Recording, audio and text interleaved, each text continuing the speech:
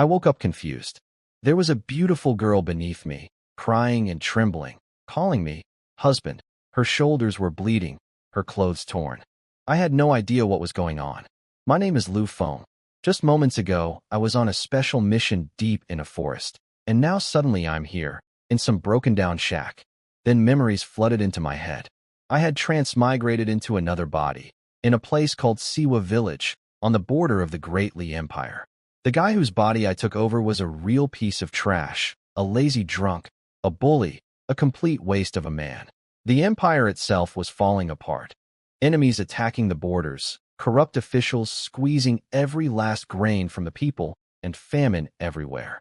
In this province, Yuzhou, families had to give up 80% of their harvest as tax. Every man over 14 was forced into the army. Girls over 13 had to marry or their families would be punished. The girl in front of me, Wan Qing, came from a decent family. She and her older sister, Wan Qing, were forced to marry this body's original owner because their family was running out of time. So I got 2 wives, a pair of sisters. But instead of treating them well, the old Liu Feng drank away all their dowry in months, beat them, tortured them with whips and needles, and now the house had no food left. When I put clothes on her and told her I was going out to find food, she panicked. She begged me not to sell her to a brothel. She promised to do anything, to ask her father for grain, to never complain again. She was terrified of me, or rather, of the man I used to be. I felt bad. I told her gently not to worry, that I would take care of her and her sister from now on. She looked at me like she couldn't believe it. This wasn't the Liu Feng she knew. Her older sister had gone out early to dig for wild vegetables and still hadn't come back, which worried me. But the first problem was simple. We needed food. My stomach was growling.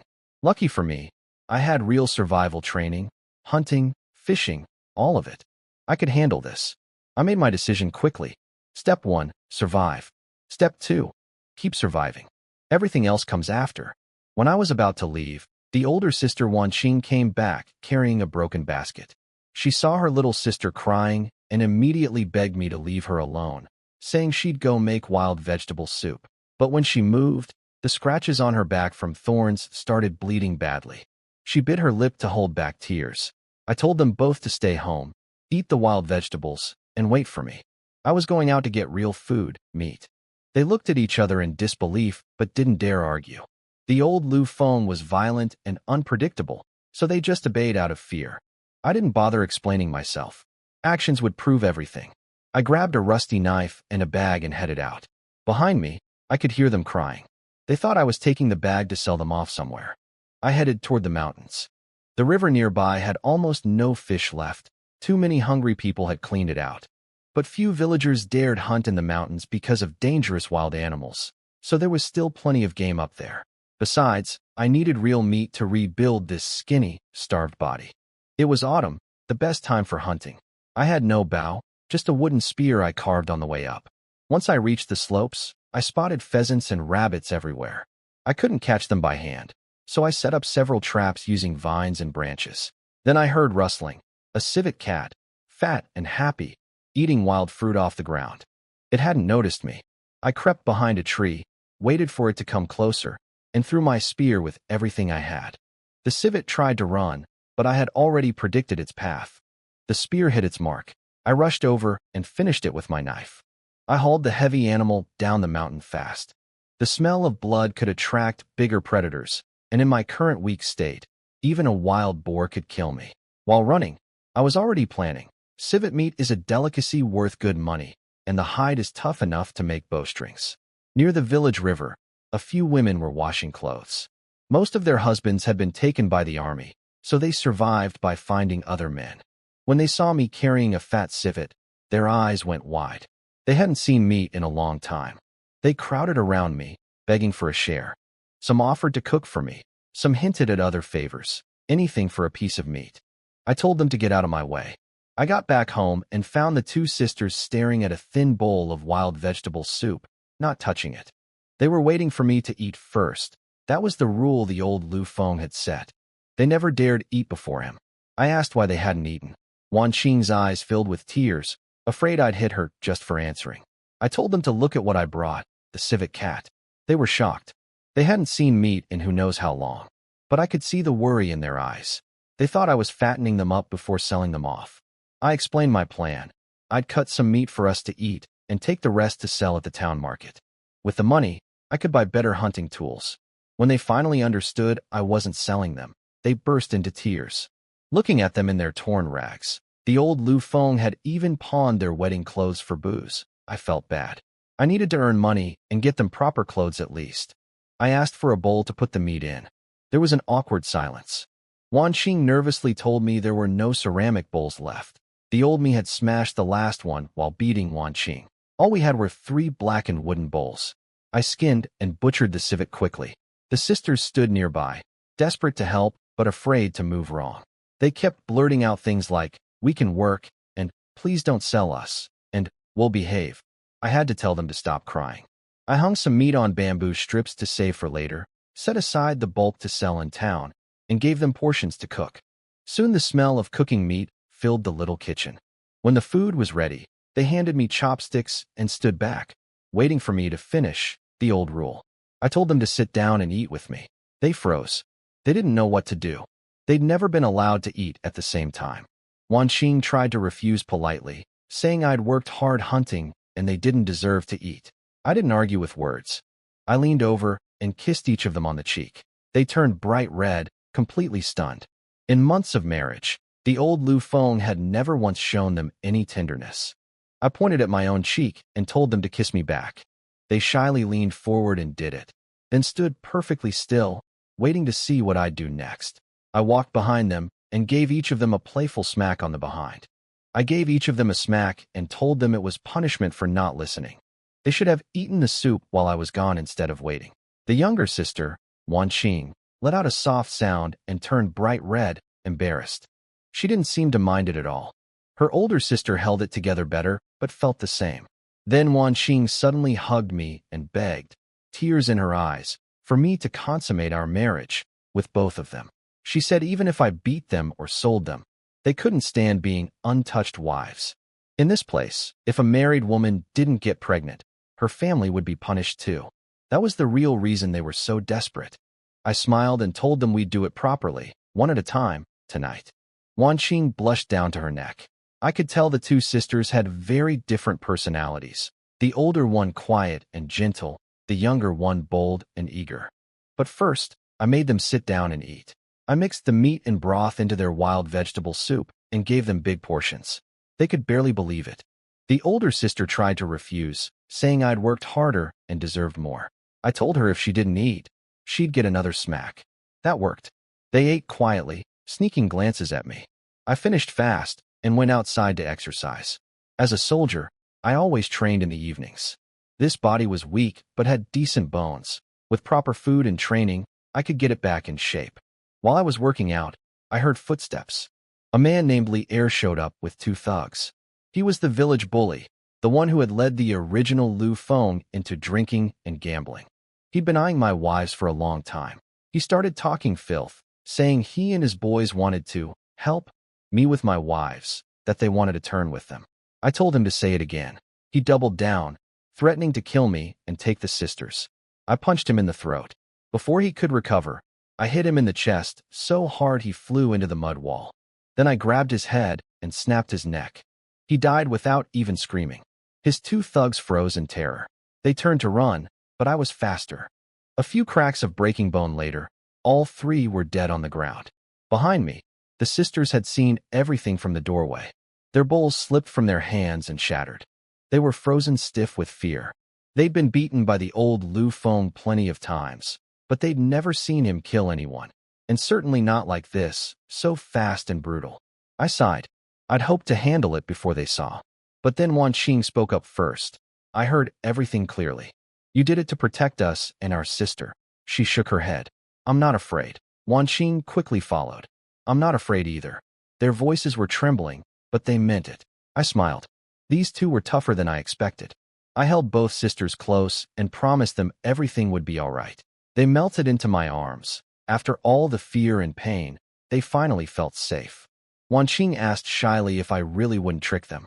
I just grinned and told them to go wash up and get ready for bed. I had to deal with the 3 bodies first. I dragged them up the mountain and dumped them deep in the forest. Let the wild animals have them. I'd taken one civet out. Now I was putting a few 100 pounds of meat back in. Fair trade. I rushed home. The night went well. Very well. Both sisters were nervous since it was their first time, but everything worked out. I'll leave it at that. Next morning I woke early with both of them sleeping peacefully in my arms. They'd been so exhausted they actually slept in for once. Normally the old Liu Feng made them get up at dawn to cook.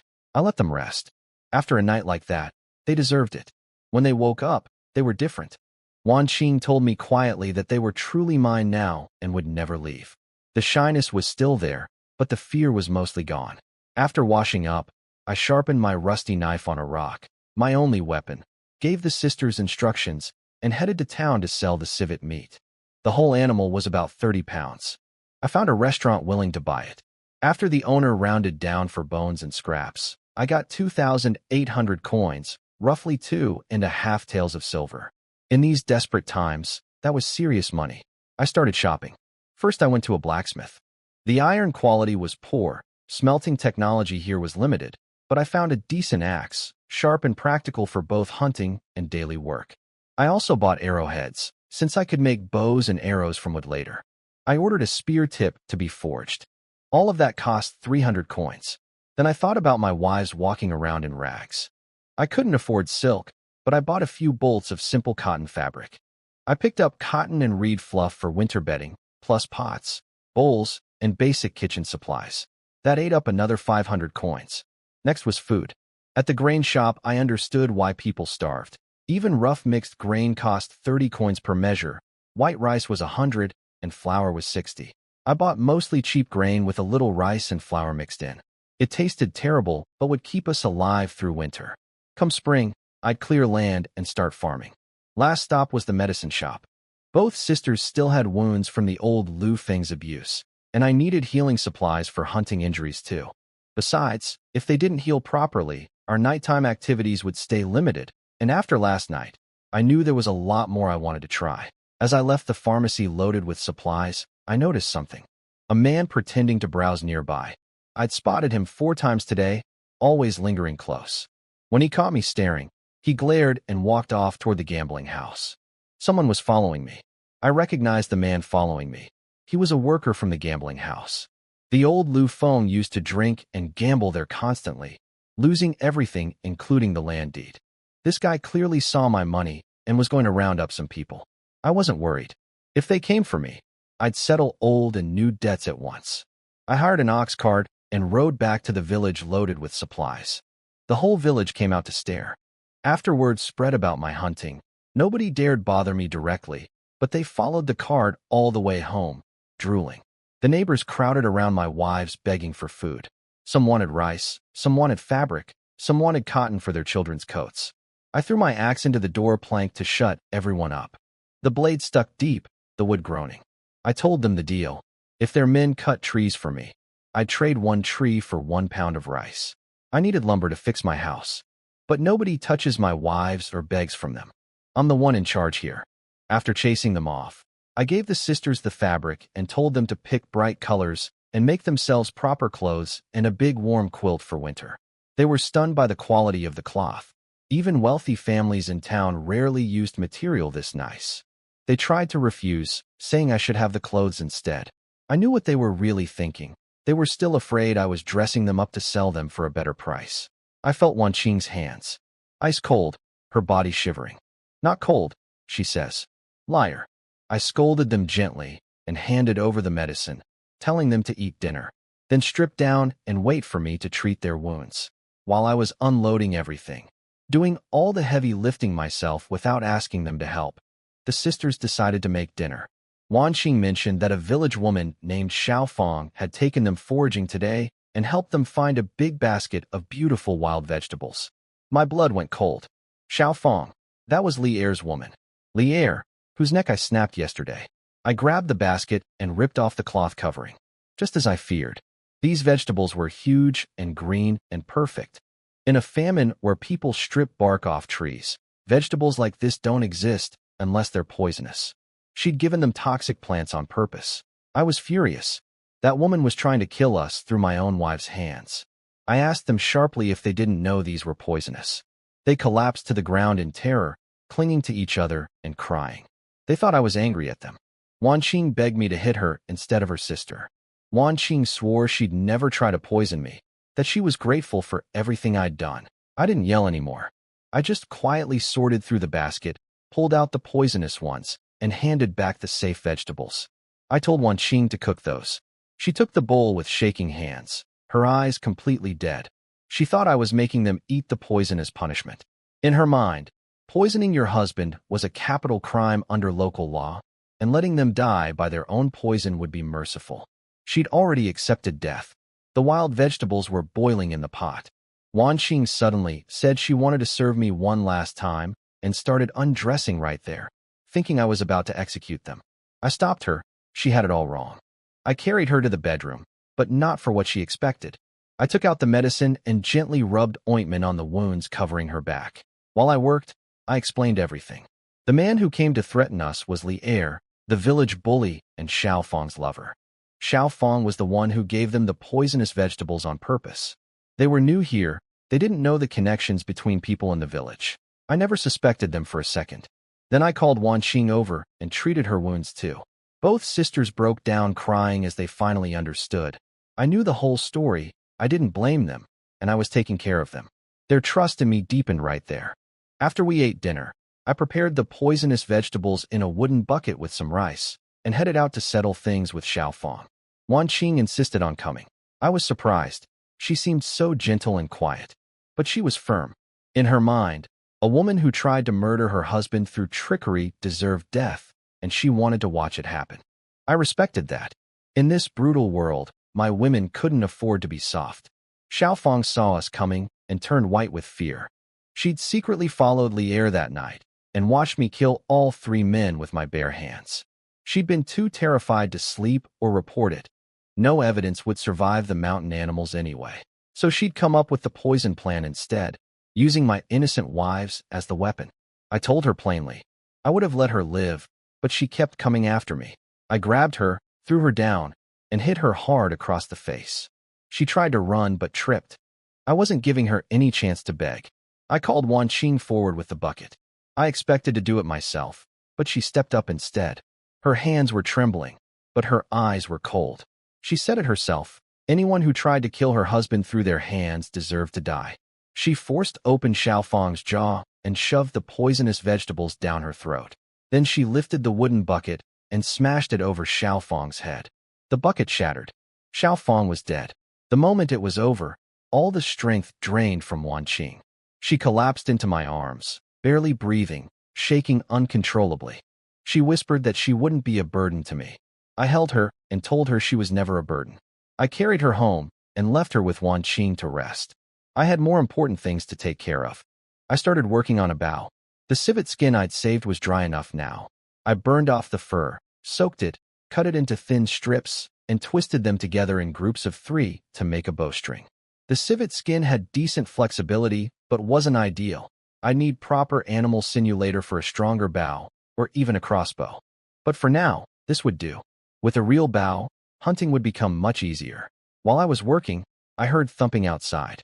I grabbed my axe and went to check. 3 skinny men were standing there, each carrying a log on their shoulders. I couldn't believe it. Someone actually took me up on my offer. The leader was a big guy named Tian Lao Ba, simple and honest. He showed me the logs, good quality fir wood, perfect for building. The other 2, Wang San and Yang the Limper, were the same type, hard-working farmers with no tricks in them, loyal by nature. I called the sisters to bring out grain. I gave each man 2 bowls of mixed rice instead of the one I'd promised. Tian Lao Ba tried to refuse the extra, saying 1 bowl was enough. That kind of honesty made me like him even more. With the right training, a man like him could become a real warrior. I asked them to look for a specific wood called ja wood on the mountain. It's the best material for making bows. Tian Lao Ba said he'd bring some back for free, no payment needed. I insisted on paying fair. After they left, I started thinking bigger. 3 logs for 2 pounds of rice each was a great deal. This fir wood was valuable in the city, but impossible for starving men to transport that far. So they brought it to me instead. I was becoming the middleman, the one with resources. The extra grain and promises were an investment in loyalty. I'd need help for what came next. That got me thinking about building a real house. My shack was falling apart and winter was coming. I planned 3 rooms: living room, bedroom, kitchen, with proper earth walls and a huge heated brick bed. But I'd need over 10,000 mud bricks. That meant mobilizing the whole village, which meant I needed a lot more money. That evening, Tian Lao Ba came back panting, carrying several pieces of wood. They were perfect, just the right thickness, natural curve, good length. I paid him with grain and a piece of meat, then got to work immediately. I shaped the bow blank with my axe. Wood has incredible elasticity and spring. In my old world, a handmade wood bow would sell to collectors for a fortune. I dried it over a grass fire, then made paste from flour and wrapped hemp thread layer by layer around the bow to prevent cracking under pressure. Deer sinew would be better, but hemp would work for now. The sisters watched me in amazement. They'd thought my talk about building a house was just empty words, but now they saw me actually preparing. They went inside and started cleaning up and cooking dinner, quietly doing their part. That evening after dinner, I worked on making arrows. I had the iron arrowheads from town, but I still needed proper wooden shafts. The sisters sat nearby under dim lamplight, sewing the cotton quilt. Wan Qing was calm and focused, while Wan Qing kept giggling and blushing whenever she caught me looking at her. We had another good night together. Early next morning, I headed up the mountain with my new bow. My first stop was where I'd dumped the bodies. Not a trace left, not even blood. Some large predator had devoured everything. That meant dangerous animals were nearby, so I kept my bow ready and stayed alert. After about half an hour, I reached the edge of the old-growth forest. Massive trees, deep valleys, animal calls echoing everywhere. I climbed a ridge to get a high vantage point and spotted exactly what I wanted: deer. I was thrilled. Deer meant valuable meat. But more importantly, deer sinew is the best material for bowstrings and tools. And deer are herd animals, which meant I might get more than one. I tracked them and got within about 30 feet of a big buck, thick antlers with 3 or 4 points, muscular, fat with autumn feeding. I drew my bow and released without hesitation. The arrow punched clean through the deer's body and out the other side. I didn't rush. I followed at a steady pace, watching the buck's breathing get heavier as it bled. Then I picked up speed, even imitating tiger and lion sounds to panic it into running faster and bleeding out quicker. Blood attracts predators, so I needed this done fast. The buck was still moving, so I needed a second shot. The angle was bad, so I kicked off a tree trunk, launched myself into the air, and fired mid-jump. The arrow pierced straight through the heart and pinned into a tree on the other side. The buck collapsed, twitched a few times, and died. I ran over and cursed myself. The deer blood had mostly drained out onto the ground. Deer blood is incredibly valuable, and I'd wasted it. I made a mental note to be smarter next time.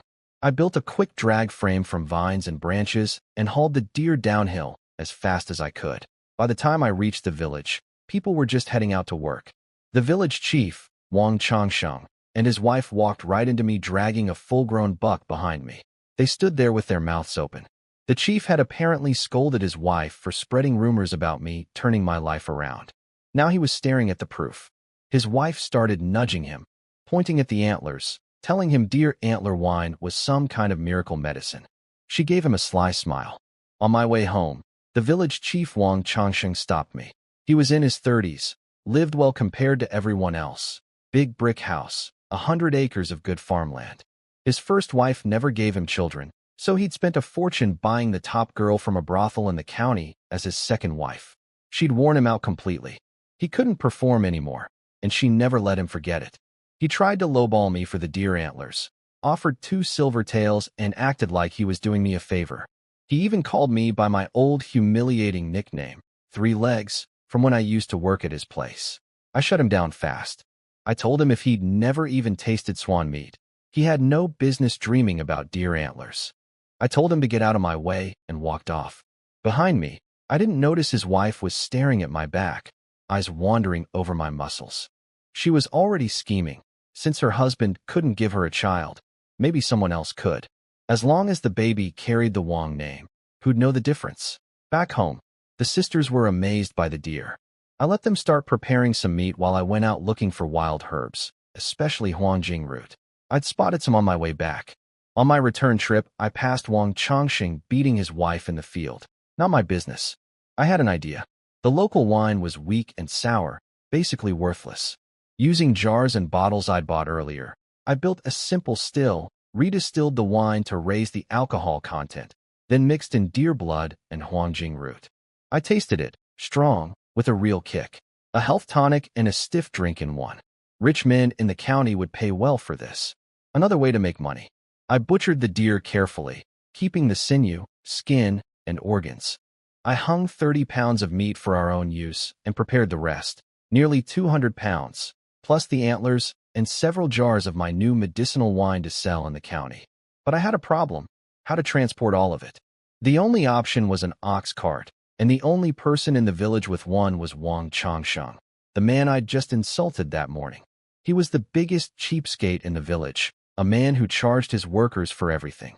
I swallowed my pride, grabbed 100 coins, and went to his house. It was the nicest place in the village, proper brick walls and tiled roof, generations of wealth behind it.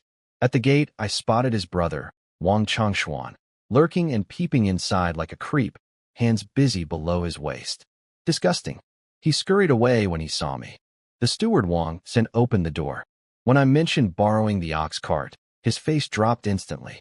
He started listing fees, feed costs, wear and tear, the ox sweating. I cut him off with 20 coins. He hesitated, then made excuses about the master not being home. A woman's voice came from inside, overruling him. It was the wife. She said she was in charge and told him to arrange it. Wang's wife opened the door in a floral dress, hair still wet, bruises visible on her neck from where her husband had hit her earlier. When she saw me, her eyes lit up. She pulled me inside and shut the door. She got straight to the point. Her husband couldn't perform anymore, and she wanted me to get her pregnant. She'd let me use the ox cart for free and help me with anything I needed in the future. She started sliding her dress off her shoulders. I had zero interest. She wasn't attractive to me, and she reeked of cheap perfume. But I noticed a peephole in the wall, and a plan formed instantly. I told her I had a special preference. I liked to wash up first, and I wanted her blindfolded. She bought it completely, giggled, and went to the back room to wait. On my way out, I ran into Wang Chongxuan, the chief's creepy brother who'd been lurking outside earlier. I pulled him aside and told him there was a willing woman waiting inside, blindfolded and ready. He nearly fell over thanking me. I shushed him, pointed him to the room, and he rushed in. I heard them get started, smiled to myself, took the ox cart from the steward, and left. If they got caught, so what? It was all Wang family blood anyway. And once something like that happens between two people, it never stops at once. I loaded up everything and headed for the county town. I hired a local boy to guide me around. I sold the deer meat to the biggest restaurant and brought the antlers and deer blood wine to a medicine shop. I made over 40 taels of silver. A passing merchant bought the remaining scraps at a high price, bringing my total to over 60 taels. I was stunned. One deer was worth enough to buy a house in town. I went straight to the grain shop and bought 50 measures of mixed rice. Then I found a blacksmith and bought a proper spear, plus saws, hammers, and other tools. The cart filled up fast. Near the county office, I noticed a commotion. Wounded soldiers were lined up, collecting their disability payments. Among them I spotted a one-eyed man with a broken leg on crutches, with Xiaowang, my wife's older brother. He'd only been gone 4 months, and had come back completely destroyed. Even for someone like me who'd seen plenty of blood, it hit hard. War chews up ordinary people and spits them out. It also reminded me that the front lines were getting closer. I needed to prepare faster. I stopped at the livestock market last. The government had made it legal to buy and sell cattle, though they kept beef prices low to discourage slaughter. I paid 15 taels for a scrawny ox, enough money for a normal family to live on for years. Then I bought a batch of chicks and a brand new ox cart. The merchant threw in free feed, probably because he hadn't seen a customer spend like that in ages. I drove through the night to get home. Next morning, when the sisters saw the chicks and the ox, they lost it. They threw their arms around me and kissed me on the spot. In this starving world, chickens and a cow meant a future. Wanqing immediately went to cut grass for the ox. Wanqing got busy building a little home for the chicks. I returned Wang Chongqing's ox cart. His wife glared at me like she wanted me dead. She'd figured out it wasn't me in that room with her. Not my problem. A couple days later, everything at home was in order.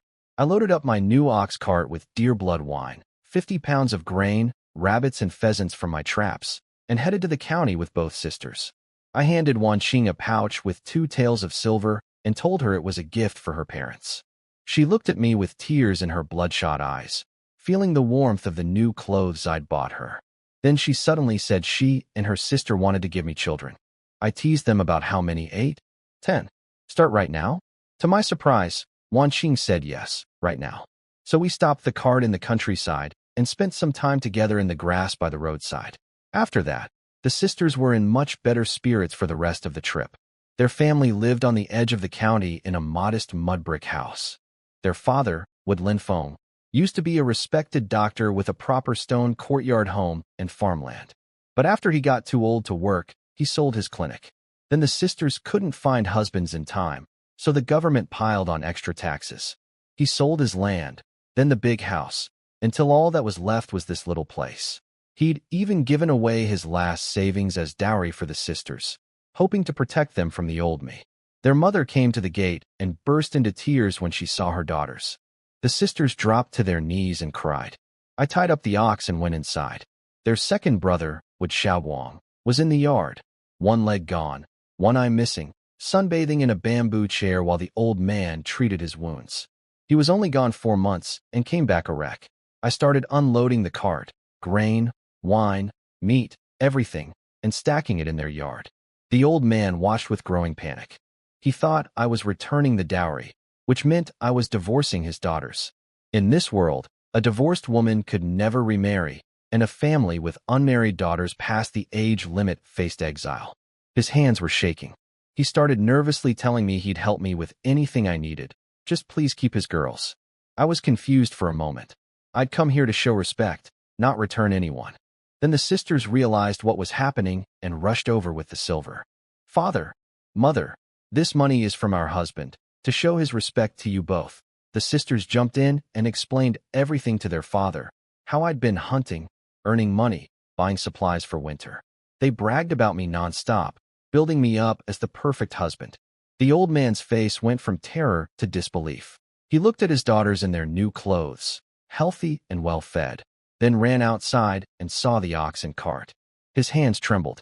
In this empire, owning a cow made you wealthy. He came back with tears in his eyes, grabbed my hands, and called me a good son-in-law over and over. He said he'd been wrong about me. He ordered his wife to cook some dishes and insisted on drinking with me. I brought out my deer blood wine and warned him it was strong. He scoffed at the warning, grabbed his bowl, and downed it in one gulp. His face turned red instantly. He started coughing like his throat was on fire, calling for water. I just smiled. I tried to tell him. The alcohol in my wine was over 40%, made with modern distillation methods. The local rice wine was maybe 5% at best. Nobody in this era had ever tasted anything close. Once he recovered, he got curious. He asked how I made it. When I mentioned the medicinal properties, how strong alcohol kills germs and cleans wounds, his eyes went wide. He was a lifelong doctor, and he immediately understood the implications. Then he got excited and declared that his medical knowledge finally had an heir.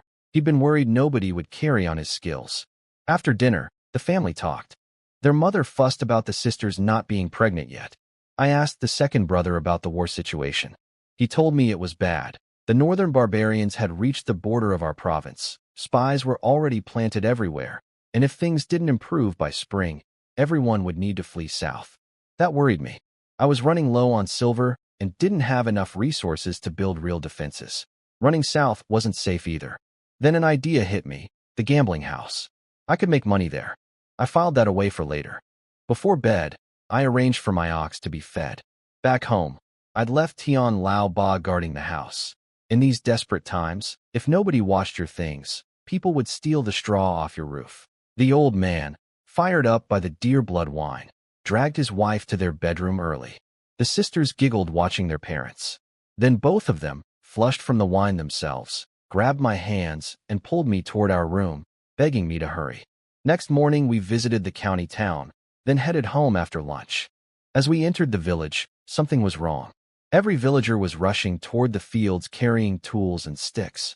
Wild boars had come down from the mountain, 8 of them, led by a massive beast that weighed at least 500 pounds. They were tearing through the riverside vegetable fields.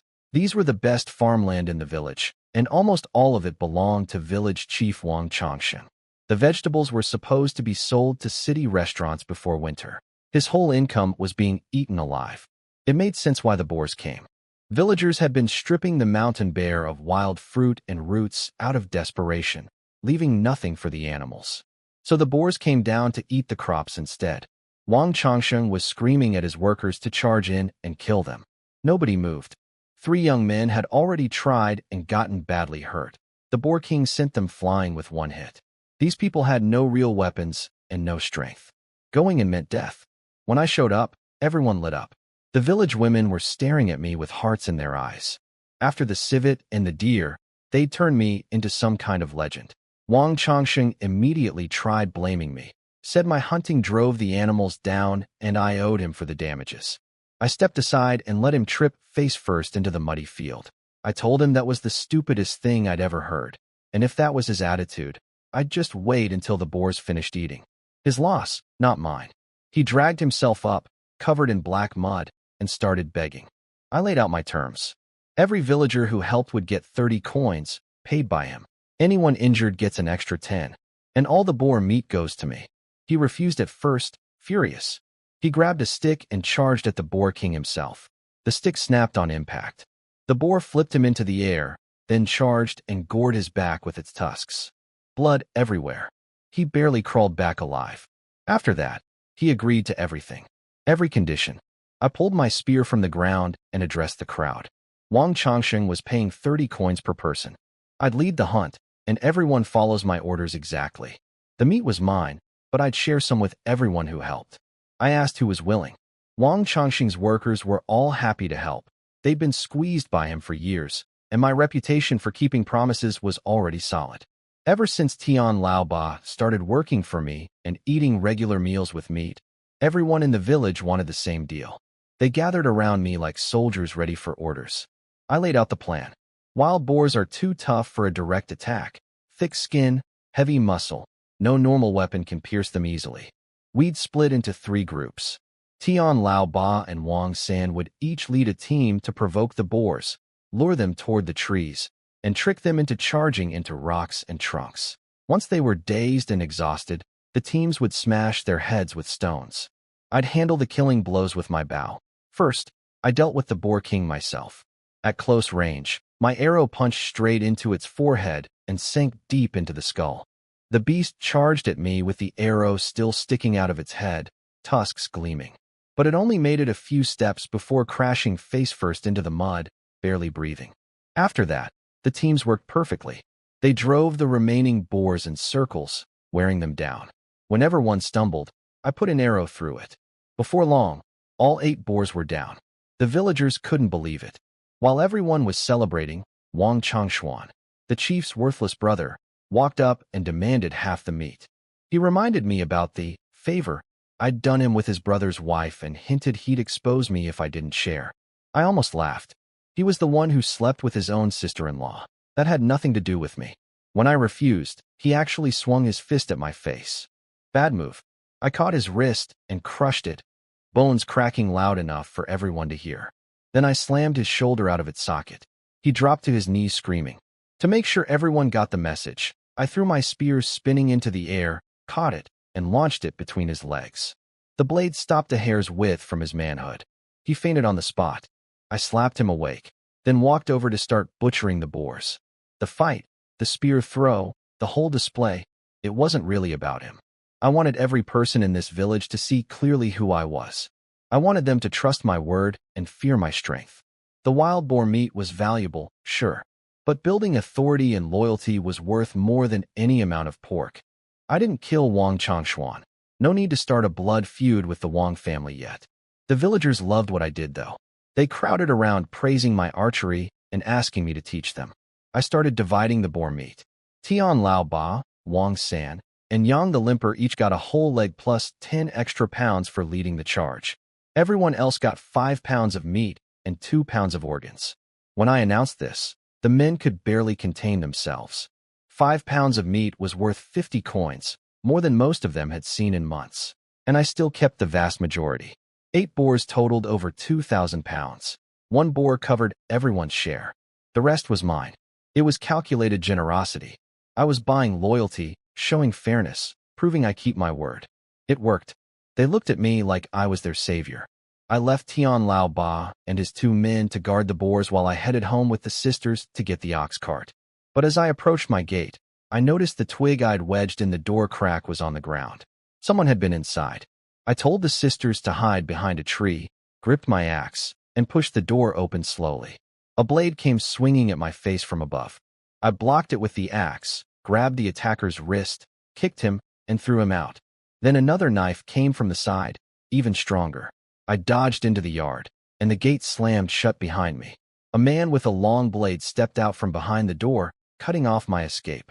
4 more armed men appeared from inside the house. I was surrounded. I recognized them immediately. They were from the gambling house in town, the same place the old Liu Feng owed money.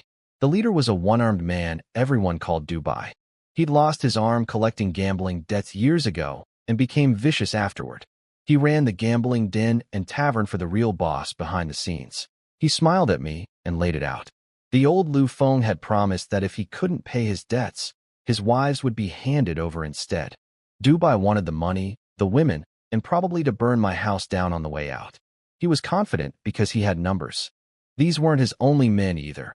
He was too cautious for that. There would be more hiding nearby, but he had no idea what he was dealing with. These thugs could come in dozens, and it wouldn't matter. The moment they stepped into my yard to set their ambush, they were already dead. I smiled and told him to bring out everyone. These few weren't enough. He laughed and called for his 4 best killers, nicknamed the 4 dogs. They never came out unless it was time to leave no survivors. 10 men had me surrounded, but I'd already mapped out my attack before they even moved. I exploded forward and reached Dubai in a single breath. He tried to block with his knife, but my axe cut clean through his only remaining hand. Before he could even scream properly, I flipped the axe and took off half his face. The rest came at me fast. One swung his blade. I spun and opened his throat with a single stroke. 2 more charged together. I dodged the first sword, and in the same motion chopped off the other man's arm. Blood sprayed everywhere. Another got a kick that sent him flying. I grabbed a wooden rack and threw it to create space, then dove back in. Within moments, all 10 were dead. Body parts and blood covered the yard. I wiped my axe clean on Dubai's corpse and noticed the blade was getting dull. The iron quality in this era was terrible. Someday, I'd need to build a proper steel furnace. I opened the gate and waved the sisters in. They were shaken. They'd watched the whole thing. 10 armed killers, professional fighters from the gambling den, and I'd torn through them like paper. They started looking at me differently. Wanqing asked if I was secretly some legendary warrior who'd gotten tired of killing and hidden myself in this village. Wanqing wondered if I was a retired assassin, like characters from storybooks. I just wiped the blood off my face, smiled, and told them not to ask. They came up with their own explanation. I must have been hiding my true strength all along, and only revealed it now because I wanted to give them a better life. I let them believe whatever they wanted. I stacked the bodies in a hidden spot to deal with later, cleaned up the worst of the mess in the yard, then hitched the ox cart, and went to collect the wild boar meat with Tian Lao Ba and his men. We worked until past midnight processing everything. When we finished, I gave each of them a small jar of deer blood wine and some grain. They tried to refuse, said I'd already done enough for them. I had to practically force them to accept. While we worked, I pumped them for information about the village, which young men were reliable, which women were capable and trustworthy. They thought I was just looking for help building my house and eagerly recommended people. I memorized every name. I was building something bigger than a house. After loading all the processed boar meat onto the cart, I brought out something I'd had custom made at the blacksmith in the county, a strange device with a bow mechanism mounted on a wooden stock, with a groove for holding an arrow. A crossbow. Wanqing stared at it, completely confused. She'd seen me pick it up at the blacksmith, but assumed it was a part for the ox cart. Wanqing had no idea what the device was. She thought it was a cart part. I strung it with dried deer sinew and calibrated it under the lamplight. I told her it was called a crossbow, a devastating weapon. The blacksmith who made it had never seen anything like the design I'd drawn. That meant either this empire didn't know about crossbows, or the government had banned them completely. Either way, it could be a huge business opportunity later. But for now, it was for hunting and self-defense. I'd also made 2 smaller crossbows for the sisters, but there was no time to show them tonight. When I told them I was going out, they panicked. Wan Qing grabbed my arm and begged me not to go to the brothel. She even offered to go learn new techniques from the girls there if that would keep me home. I almost laughed. These 2 would be the death of me. I explained the real reason. I'd just killed 10 of the gambling house's fighters. Their boss would already know something was wrong. If I didn't finish this tonight, they'd come after us again and again. I kissed them both and promised to be back by sunrise. I drove the ox cart through the night and reached town an hour later. The Hanyuan gambling house was the biggest in town. Fancy building, gold decorations, impossible to miss. I didn't go through the front door.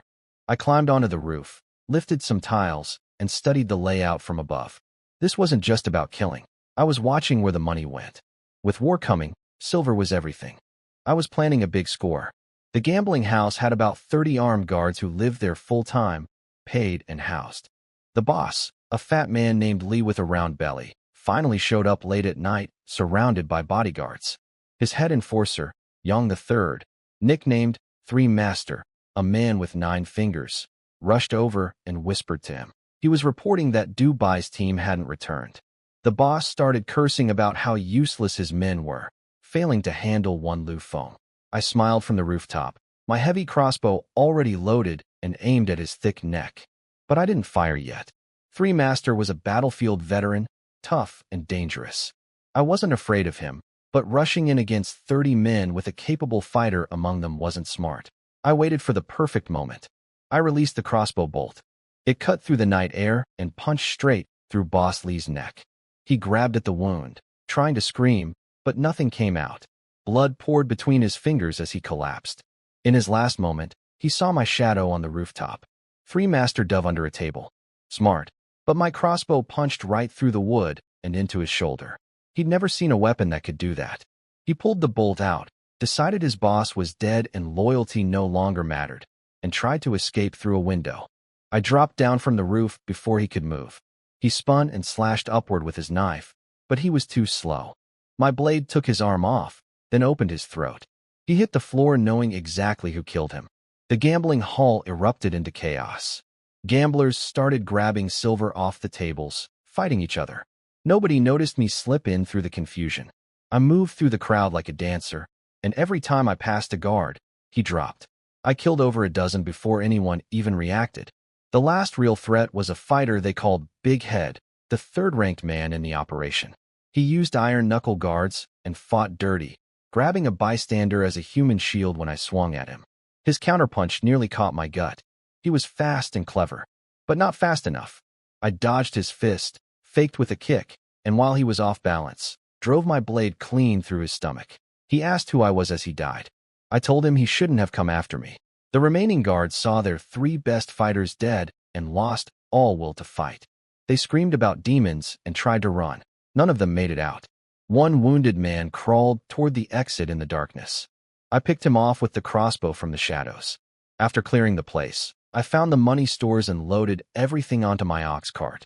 Then I set the building on fire. The liquor storage caught, and the whole place went up in explosions, one after another. The gambling house and the connected tavern burned to ash. By morning, I was casually driving my ox cart into the town market like any other merchant. Behind me, county officials were picking through the smoldering ruins, pulling out charred bodies. Among the investigators was Wood Xiaowang's brother, Wood Xiaoyang, my wife's eldest brother, a minor officer from the county office. He'd been sent to investigate the fire. He had no idea who was responsible. I drove my cart right past the crime scene without breaking a sweat. Wood Xiaoyang spotted me and waved.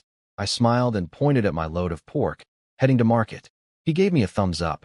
He already knew I'd visited his family and brought gifts. He had no idea I was the one who'd burned that building down hours ago. Selling over 1,000 pounds of boar meat took most of the morning. The market couldn't absorb it all, so I drove from restaurant to restaurant across town until everything was gone. Total earnings, 107 taels of silver. I loaded the cart with grain and supplies for the trip home. But the real treasure was hidden underneath the cart, silver, bank notes, and a little gold, all taken from the gambling house vault before I torched the place. When I got home, I could see two thin figures standing on the hill outside our yard, staring down the road. They'd been waiting all night. When they saw me come around the bend, relief flooded their faces and their eyes filled with tears. Inside, I showed them what I'd brought back. When Wan Qing saw the bank notes, she started crying, not from happiness, but from worry. She begged me never to leave them alone at night again. Wan Qing said the same. They didn't care about the money. They just wanted me safe. They'd rather live poor than have me risk my life. I promised them the gambling house was finished and I wouldn't need to go out at night anymore. That calmed them down. I asked Wan Qing about the old pawn tickets. The previous Liu Feng had pawned everything, the land deed, valuables, even the sister's dowry, to fund his drinking and gambling. Wan Qing had quietly saved those tickets, burying them under a stone slab in the yard. She dug them up and handed me the crumpled, damp papers. 3 acres of farmland, pawned for just 3 taels. I felt a strange ache, maybe leftover emotion from the original body's memories. I told them I'd redeem the land soon. I told them someday I'd buy the whole village and make them landowners. Wan Qing's eyes went wide with disbelief. Wan Qing said she didn't need any of that. Just a peaceful life was enough. Then we counted everything together. Banknotes, about 1,000 taels. Silver, over 600. Plus loose coins and small pieces of gold. Total, more than 2,000 taels. The sisters couldn't believe it. That was more cash than the village chief's entire fortune. I stood looking at the center of the village, the flattest, best positioned spot. That's where I'd build. First step, a brick kiln. I'd seen plenty of them during my years as a mercenary in the wilderness. I knew how to build one. All I needed was labor, and the village had plenty of that. After lunch, I sat on a big rock in the yard and planned everything out. The exhaustion from the past few days caught up with me, and I fell asleep in the afternoon. When I woke up, it was dark, and both my wives were lying right beside me. Everything else could wait. By the time I woke again the next morning, they'd already prepared hot water and breakfast. While I was getting ready in the morning, Wan Qing dropped a bombshell. She told her sister they should find me a concubine. At first I thought it was about our nights together. They couldn't keep up with me. But Wan Qing explained the real reason. We'd been together for a while now, and neither sister was pregnant. Under Yuzhou law, a man without children could have his property seized and be forced into the army. If I got taken away, they'd have nothing. So having more women meant more chances for an heir, and also help around the house. They even knelt before me and begged. Wan Qing said she already had someone picked out, a childhood friend from the county who was educated, capable, and still unmarried because she was too proud to accept an ordinary man. Her family was being punished by the government for her refusal to marry. I tried to wave it off, told them not to worry about children or conscription, but they wouldn't budge. Wan Qing was dead serious. I could see she'd thought this through carefully. She was protecting our family from every angle. She was already shaping up to be the perfect head wife. I gave in and let her write the letter. When I stepped outside, 4 teenage boys from the village were standing nervously by my gate with bags of gifts. They wanted me to teach them hunting. Their families had sent their most precious belongings as tuition gifts. I looked them over. Wang Dian, Zhang Hongda, and Li Long were the ones Tian Lao Ba had recommended, honest, hardworking types. The fourth, Wang Fei, was skinny but quick on his feet. I'd noticed him during the boar hunt. But his gift was the cheapest of the 4. He was the calculating type, always looking for the best deal with the least effort. I accepted the gifts. Refusing would have been an insult, but told them I didn't need them to bow or call me master. I gave them bows I'd made from extra wood Tian Lao Ba had brought me, along with some traps. My terms, everything they caught, they give me a third. If they kept this up through winter until spring, the tools would be theirs to keep and the tribute rule would end. Li Long, the sharpest of the 4, immediately understood. It was basically a free deal. They'd been scavenging the mountains every winter anyway. This just gave them proper tools. One thing I would never share was the crossbow. That was my secret advantage. The bows were simple enough that any village craftsman could copy them, but the crossbow's power and accuracy were on a completely different level. If that technology leaked out, I'd lose my edge. I gave the 4 boys their bows and arrows. I deliberately gave the weakest one to Wang Fei since I didn't fully trust him. None of the arrows had iron tips, good enough for rabbits and pheasants, nothing more. I wanted to warn them about the dangers, but they were so excited they ran off before I could finish talking. While Wan Qing was sorting through their gifts, she held up something round and covered in dirt. She didn't recognize it and worried it might be poisonous. The Xiaofeng incident was still fresh in her mind. I took one look and my heart nearly jumped out of my chest. It was a sweet potato. In my previous life, I knew the history. A merchant had smuggled sweet potatoes into the country at great personal risk, and once they were cultivated widely, famines virtually disappeared. The crop grows fast, produces huge yields, and one potato can replace a whole meal. If I could grow these, it would change everything. I frantically asked Wan Qing to check the bag for more. She found a second one at the bottom, smaller, and already starting to sprout. Perfect for planting. I told her to store it carefully somewhere warm, since sweet potatoes can't survive freezing temperatures. The smooth one without sprouts, I told her to steam for dinner. She looked skeptical that this ugly lump could taste good. I teased her that nothing could taste as good as she and her sister. She blushed and hit my chest with her little fists. One thing led to another, and I carried her to the bedroom. When Wan Qing finished writing her letter and found us, she tried to look away, but I pulled her in too. I didn't wake up until late afternoon, the first time I'd actually felt tired. The sisters got up even later, still flushed, hair messy, legs wobbly, and started making dinner. When the steamed sweet potato came out, Wan Qing took a tiny bite, and her eyes went wide. She'd never tasted anything so soft and sweet in her life. Wan Qing tried it next, and practically screamed with delight. I gave them my share too, and just drank rice porridge. They tried to refuse, but I glared them into eating it.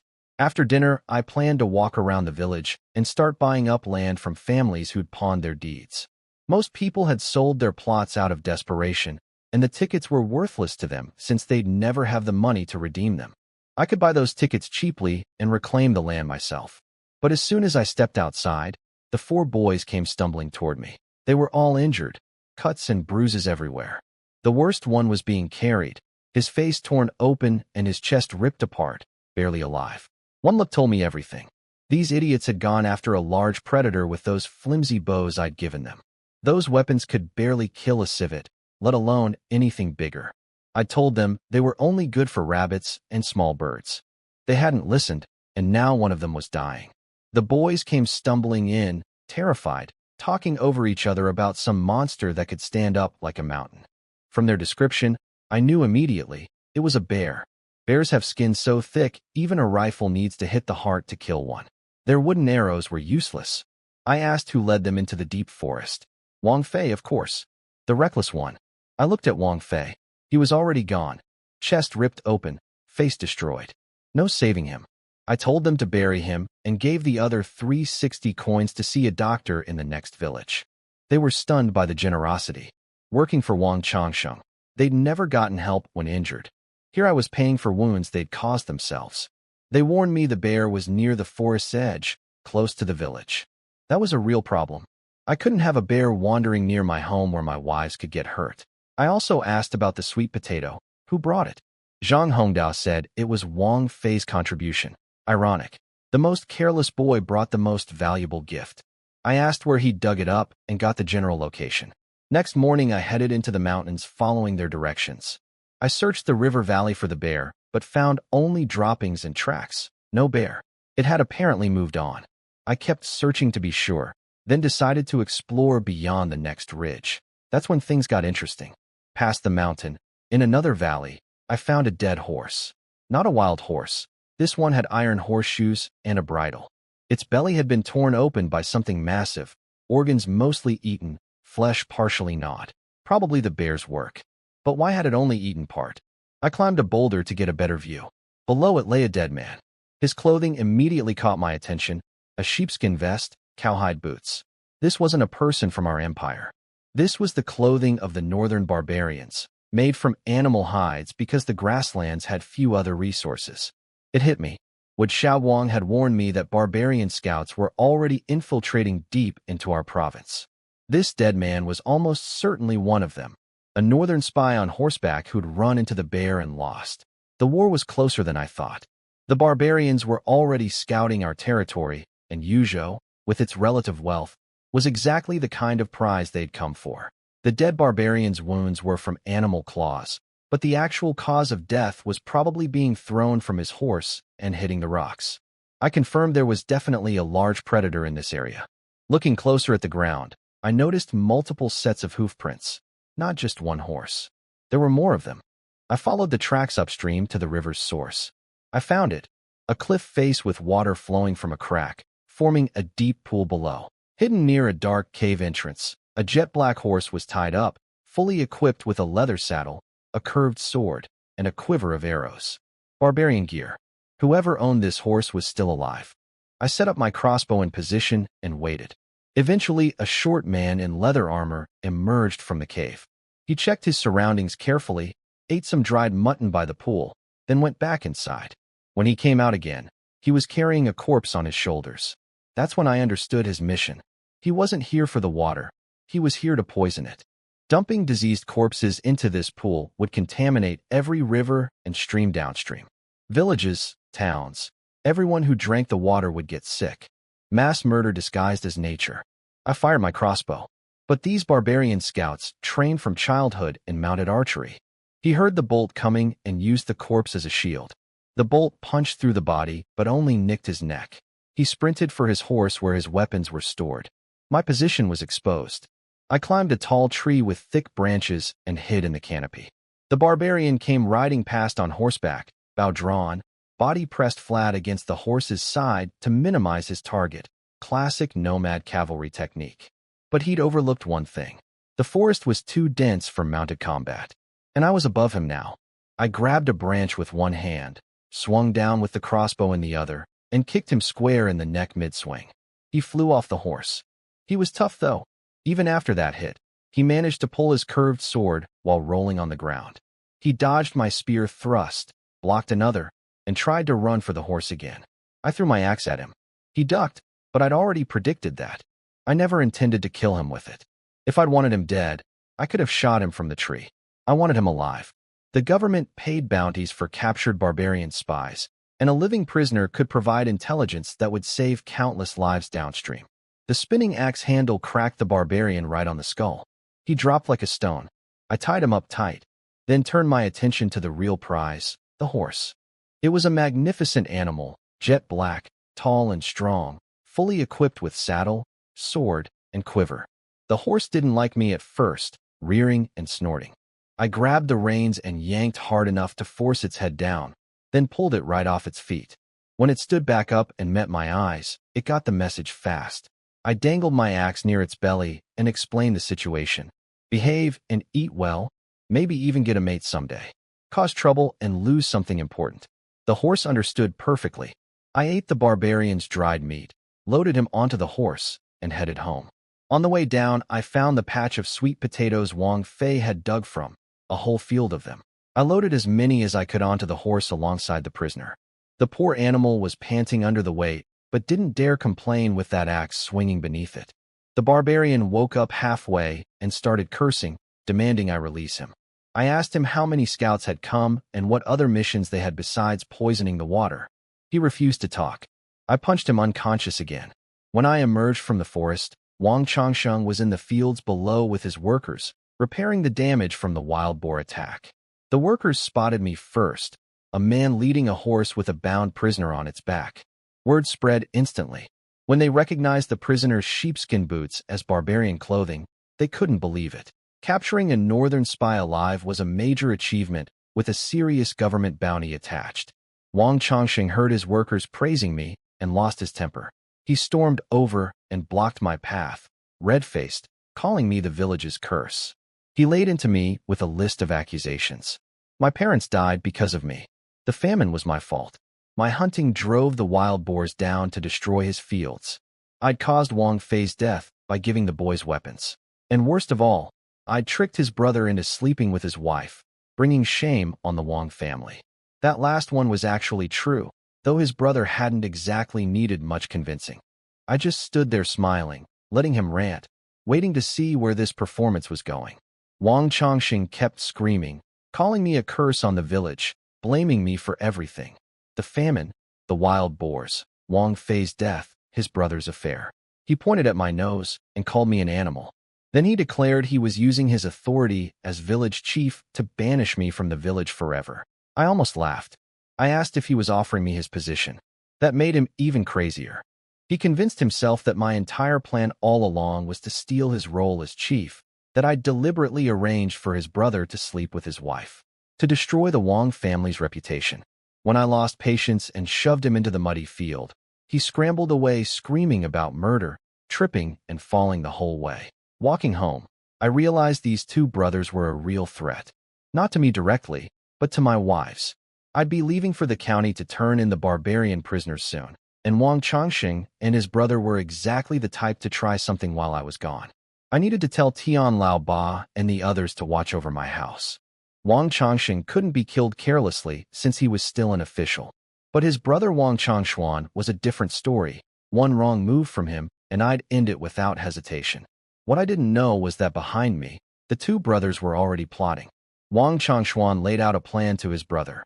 Wait until I left for the county with the prisoner, then break into my house, assault both sisters, burn the house down with the evidence inside, and use their workers as alibis. Wang Changxing agreed immediately.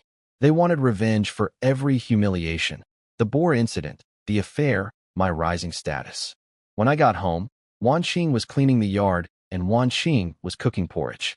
Helping them was Huang Sanyang, an older woman from the edge of the village. She was a kind soul who'd lost both sons to the army draft and her only daughter to childbirth. She'd secretly cared for my wives back when the old Liu Feng used to beat them so badly they couldn't get out of bed, sneaking them food, nursing them through illness. Wan Xing would have died from her stomach sickness without Huang Sanyang's help.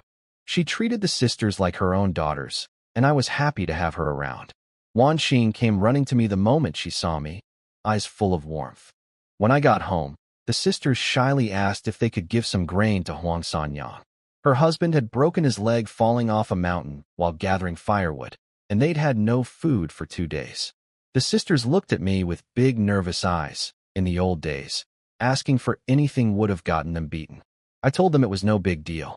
They were my wives. They could make decisions like that on their own. They were so moved they nearly cried again. The fact that they dared to ask at all showed how much they trusted me now. When Huang Sanyang saw the barbarian tied to the horse, she screamed and tried to drag the sisters away. I calmed her down and explained about the 50-tael bounty from the county government. Then she noticed the horse and got serious. She warned me that keeping a military horse was punishable by death. I told her I'd say it was a wild horse I tamed in the mountains. She thought for a moment, then offered to hide the saddle, bridle, and all the military gear at her house. Without that evidence, nobody could prove it was a war horse. I understood what she was really doing. By holding evidence that could incriminate me, she was binding herself to our family, proving she'd never betray us, while also keeping a card to protect the sisters if I ever turned bad again. It was actually clever. Wan Xing figured it out too. I didn't mind. This old woman genuinely loved my wives like daughters, so I agreed. I hid the horse in the backyard near the mountain where nobody would find it, stored the sweet potatoes safely, and tied up the prisoner for the night. I'd take him to the county tomorrow. Over dinner, boiled boar meat and wild vegetable porridge, I couldn't stop staring at my wives. They caught me looking and turned red, trying to hide behind their bowls. I told them to eat plenty because they'd need the energy tonight. I had them boil a big pot of hot water afterward. They didn't understand why. I told them it was bath time, and tonight I'd be teaching them some new things. The only tub we had was an oversized wooden barrel I'd commissioned for skinning animals, but it worked. Watching them squeeze into it together, I made a mental note to order a proper bathtub big enough for 3. When Wan Xing stepped out of the bedroom doorway, freshly washed, holding her clothes in front of herself, and said softly, "Husband, I'm ready." Well, everything else could wait until tomorrow. We had a very good night. I taught the sisters some new things they'd never heard of before. Wan Xing was shy at first, but followed my lead. By the end, both of them were completely spent. Before dawn, I loaded the barbarian prisoner onto the ox cart and headed for the county.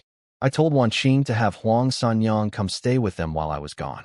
I'd wanted Tian Lao Ba to guard the house, but the sisters refused. They said having another man watch over them while their husband was away wasn't proper.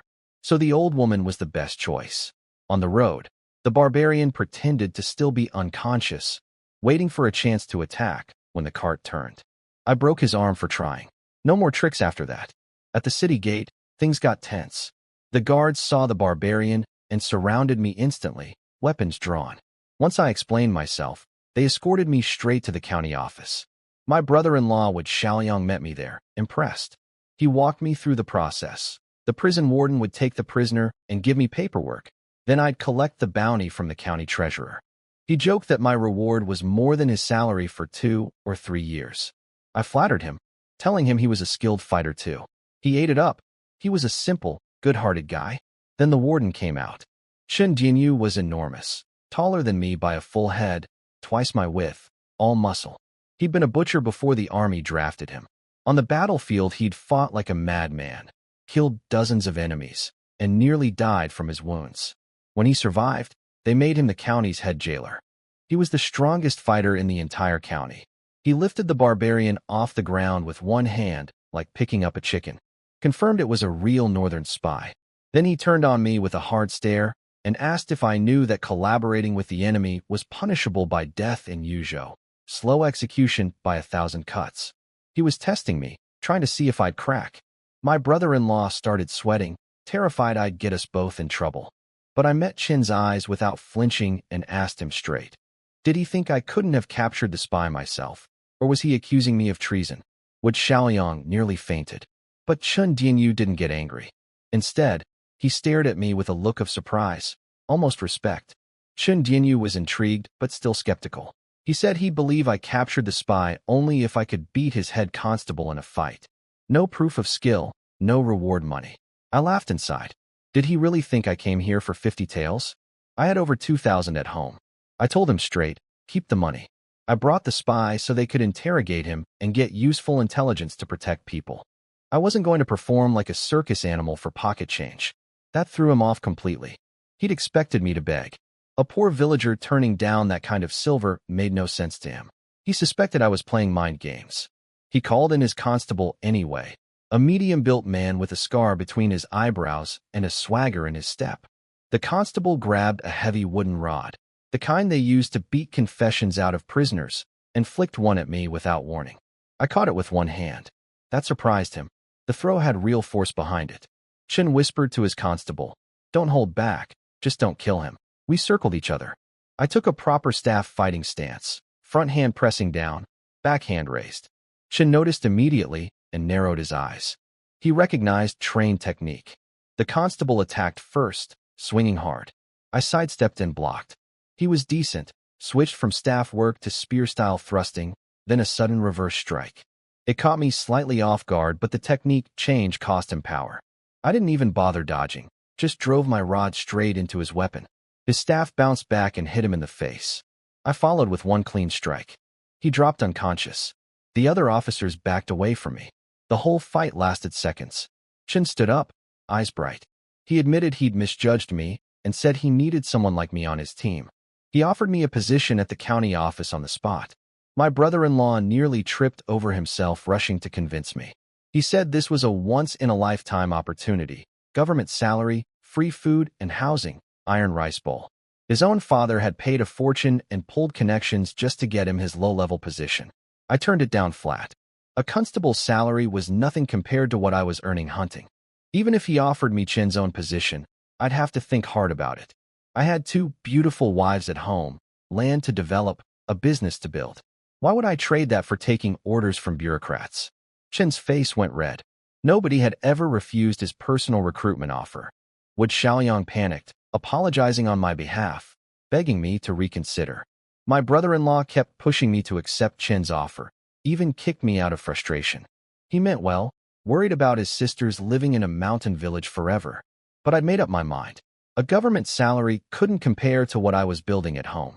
Then a clerk whispered to Chen that the county magistrate's nephew was coming to fill that exact position. Chen cursed about it, but had to play politics. He signed my reward papers and let me go. I made a mental note about Chen.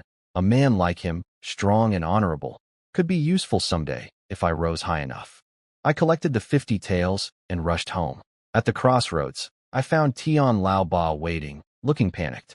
He said something terrible had happened at home. All 3 of my men looked roughed up, dirty, bruised. Yang the limper had scrapes on his face. I sprinted to my gate. The yard was wrecked. Huang Sanyang was on the ground, face bloodied, hair a mess. My two wives were huddled beside her, shaking. One look and I knew exactly what had happened. Wang Changshuan, Tian Laoba explained. They'd been coming to deliver wood when they heard screaming from inside. Wang Changshuan had tried to kidnap the sisters. If Huang Sanyang hadn't thrown herself in the way, shielding them with her own body while he beat her with a stick, he would have taken them. The three men arrived just in time. The sisters threw themselves into my arms, sobbing. I saw the rope burns on their wrists and the cuts on their hands. My rage hit a level I hadn't felt since my mercenary days. Hurting my wives was the same as digging up my ancestors' graves. There was only one outcome now. I gave Tian Laoba 2 taels of silver and told him to take Huang Sanyang to the doctor in the next village immediately. Without her and these 3 men, today would have been a disaster. I owed them everything. I told the sisters to go inside. They didn't need to see what came next. Wang Changshuan was already tied up on the ground, gagged, beaten by Tian Laoba's men. When he saw me, he started squirming like a worm, trying to crawl away. Urine pooled beneath him. I picked up the bloody stick he'd used on Huang Sanyang, the same one I used to mix cattle feed. The first blow cracked his skull open. Blood sprayed everywhere. The second knocked him unconscious, his head looking like a crushed fruit. But I wasn't done. Letting him die that easily wasn't enough. I aimed the stick between his legs and swung with everything I had. Wang Changshuan's scream cut through the entire village when that last blow landed. He writhed on the ground, the gag falling from his mouth. I looked up at the sky, then brought the stick down on his skull one more time. His head split open, but I wasn't finished. I asked him which hand tied the ropes on my wives. I cut it off with my axe. Then the other hand. Then I took his eyes. He'd looked at my women with those. Then both legs. They'd carried him into my yard. By the end, he was nothing recognizable. I left what remained of him by the river at the old crooked tree, arranged so the whole village would see. His severed hands hung from the branches. The body knelt beneath, eyeless, limbless. A message no one could misunderstand. Wang Chongqing rushed over with his workers when he heard. He took one look at his brother and fainted. When they finally revived him, he screamed my name and swore revenge. I didn't care. I went home, cleaned up the yard, and found the sisters sitting calmly on the bed. They'd grown stronger through all of this. Wan Qing was practically unshakable now, and Wan Qing had built up her own tolerance to violence. I pulled out 2 roast chickens I'd bought in town, wrapped in oil paper. Their eyes lit up. They hadn't had roast chicken since they lived with their parents. We ate together with porridge. Afterward, Wan Qing asked quietly if they were a burden to me. I pulled them both close and told them anyone who hurt them was my enemy. Simple as that. What I did to Wang Changshuan wasn't just revenge. It was a warning to every person in this village. Touch my family while I'm away, and this is what happens. Wan Qing asked if I was worried Wang Chongqing might report me to the authorities. I told her not to worry. Nobody could prove I killed his brother. But there was plenty of evidence that Wang Changshuan attacked my wives and beat an old woman. If Wang Chongqing reported anything, he'd end up charged with enabling his brother's crimes and lose his position as village chief. He was smart enough to know that. Killing Wang Changshuan wasn't impulse. It was strategy, a warning, and the first move in my plan. Next, I'd start buying up every pond land deed in the village, piece by piece, until the whole of Siwa village belonged to me.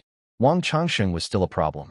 As village chief, he had influence over the villagers who depended on him for work. If he turned them against me, my plans would stall. Next morning after breakfast, I was doing my exercises in the yard, 400 push-ups minimum, the same brutal routine from my mercenary days. That's when I spotted Wang Dian, Zhang Hongda, and Li Long limping toward my gate again. Injured. Again. These idiots had gone back into the mountains without permission, trying to avenge Wang Fei.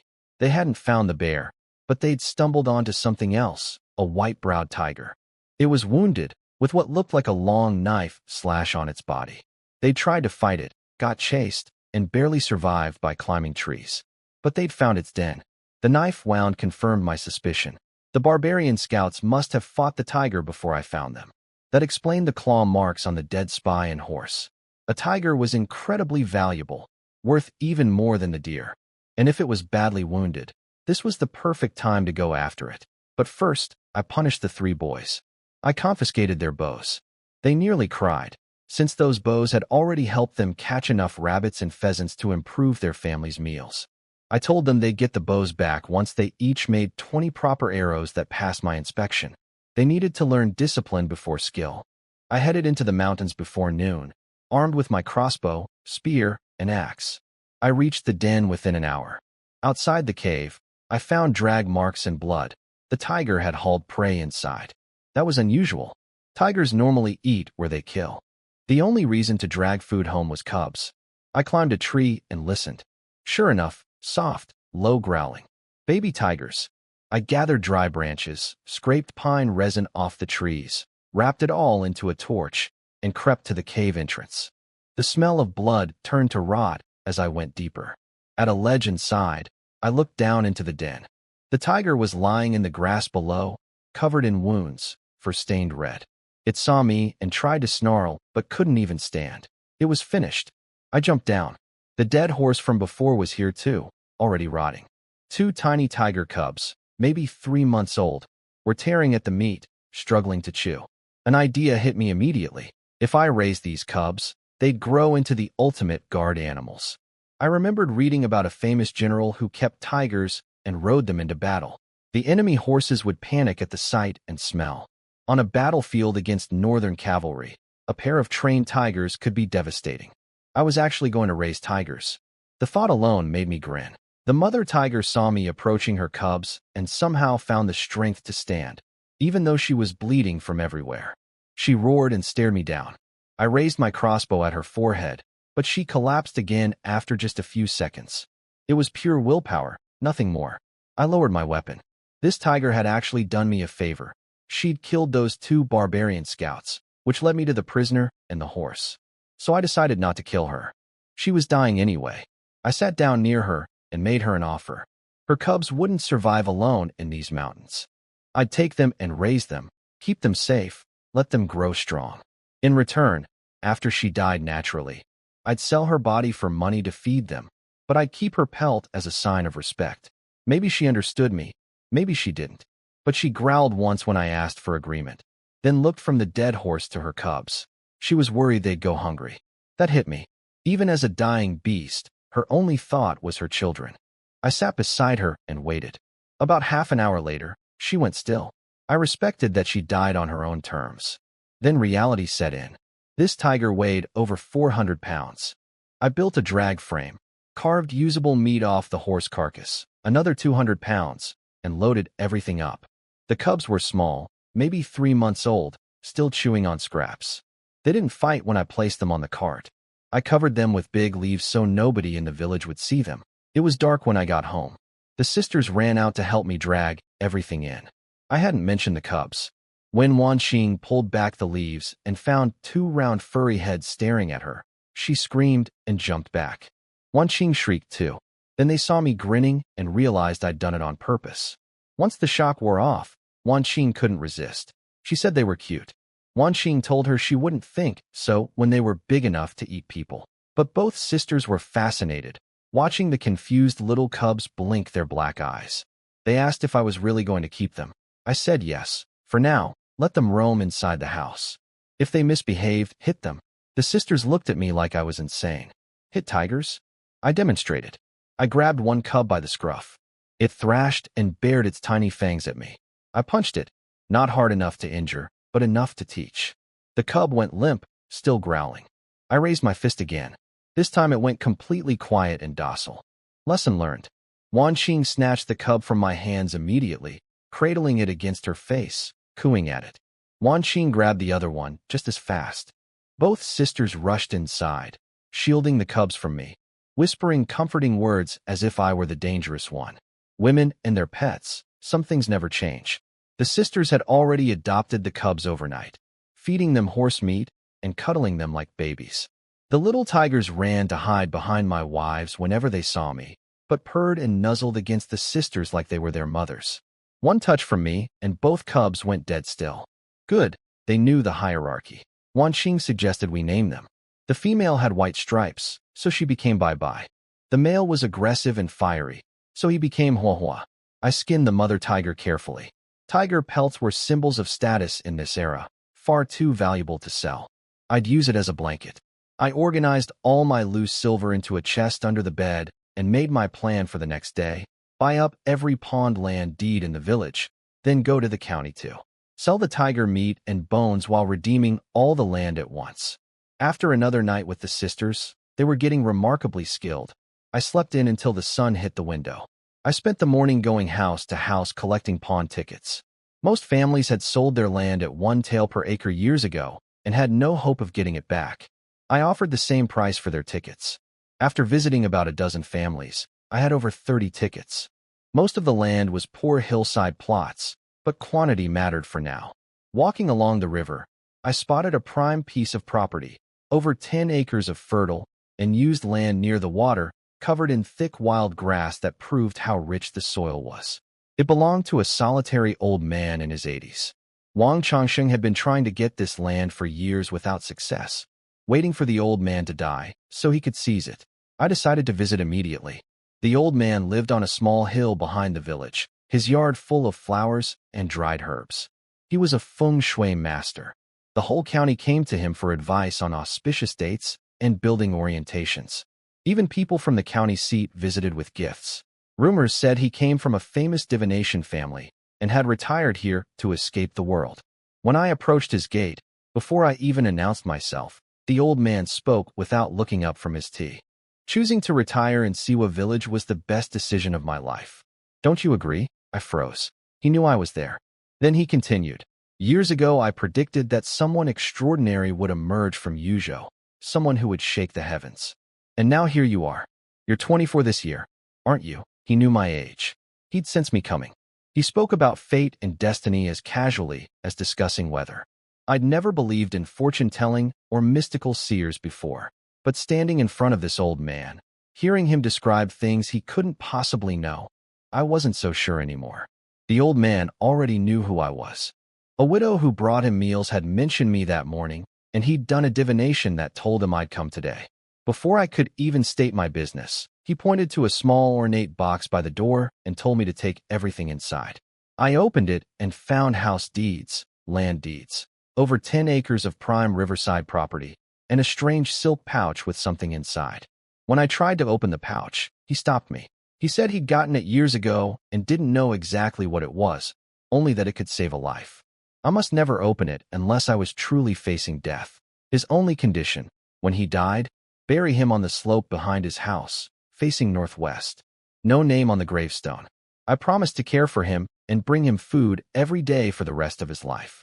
He waved me off and went to take a nap. Strange old man. But I had what I needed.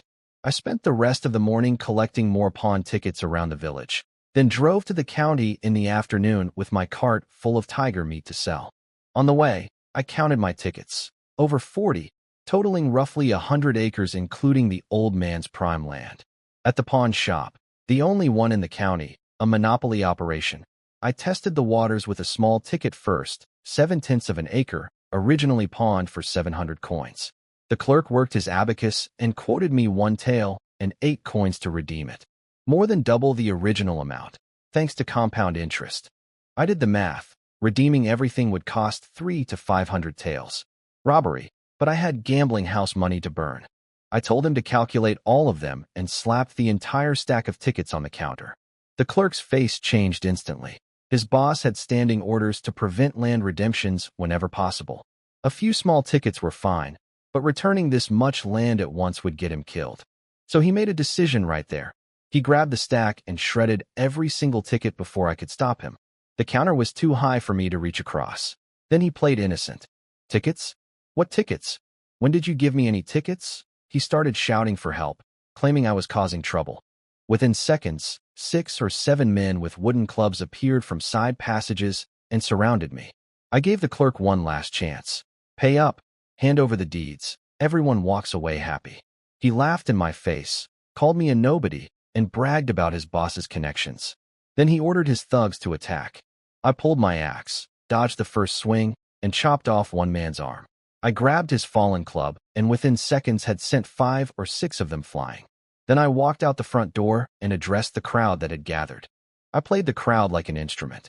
I told them how the pawn shop had torn up my tickets and tried to kill me just for wanting my land back.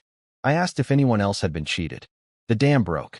People started shouting their stories. Stolen heirlooms, land deals gone wrong, family treasures sold behind their backs before the redemption period ended. Years of anger poured out. I asked them one question. Are we going to keep taking this? Then I planted my staff, vaulted over the counter, and kicked through the barrier. The clerk tried to run. I grabbed him, forced him to tell me where the land deeds were stored, then killed him quietly. He was the only person in the shop who knew my face and name. With him gone, nothing connected me to what happened next. I threw the loose silver from the counter out to the crowd. That was all the invitation they needed. They poured inside like a river breaking through a dam, overwhelming the remaining guards, grabbing everything they could carry. I slipped into the back rooms, found the vault with the land deeds, and took only what I came for. The shop owner came running from the back, cursing. He ran straight into the mob. They trampled him. He didn't get up. When the constables arrived, everyone had scattered. The witnesses all played dumb. Nobody saw anything. Nobody knew anything. The shop staff were either dead or too broken to talk. The authorities sealed the building and started an investigation that would go nowhere. I watched from a tea house across the street, sipping tea until the dust settled. Then I drove my car to the medicine shop to sell the tiger bones. They were too valuable for one small shop to buy entirely. The owner could only afford one bone. He recommended I try selling the rest in Tianyong City, a major trading hub further inland. But that was a long and dangerous journey through bandit territory. He suggested I hire an escort service. There was one reputable outfit in the county called the Dai Escort Agency, well connected along the trade routes. I got a letter of introduction from the pharmacy owner and found the agency's office on the south side of town. They had an established relationship with Tianyong City merchants and knew how to handle the bandits along the way, not through fighting, but through arrangements. No shipment had ever been lost under their protection. The Dai Escort Agency was impressive. Big gates, horses, carriages, and dozens of fighters training in the yard. The guards at the door perked up when they saw me. Business had been slow since the border wars cut off the western routes. When I showed them the tiger bones, their eyes went wide. They said this kind of cargo needed to go to Tianyong City to fetch the right price, easily several thousand taels. They led me inside. In the courtyard, a woman was leading combat drills with a spear. She stopped me in my tracks.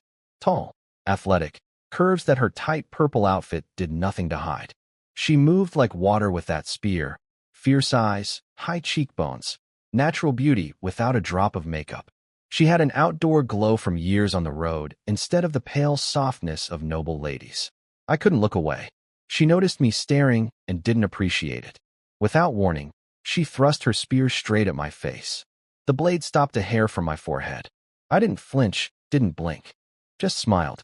She said I had guts, then realized I was a customer and got flustered.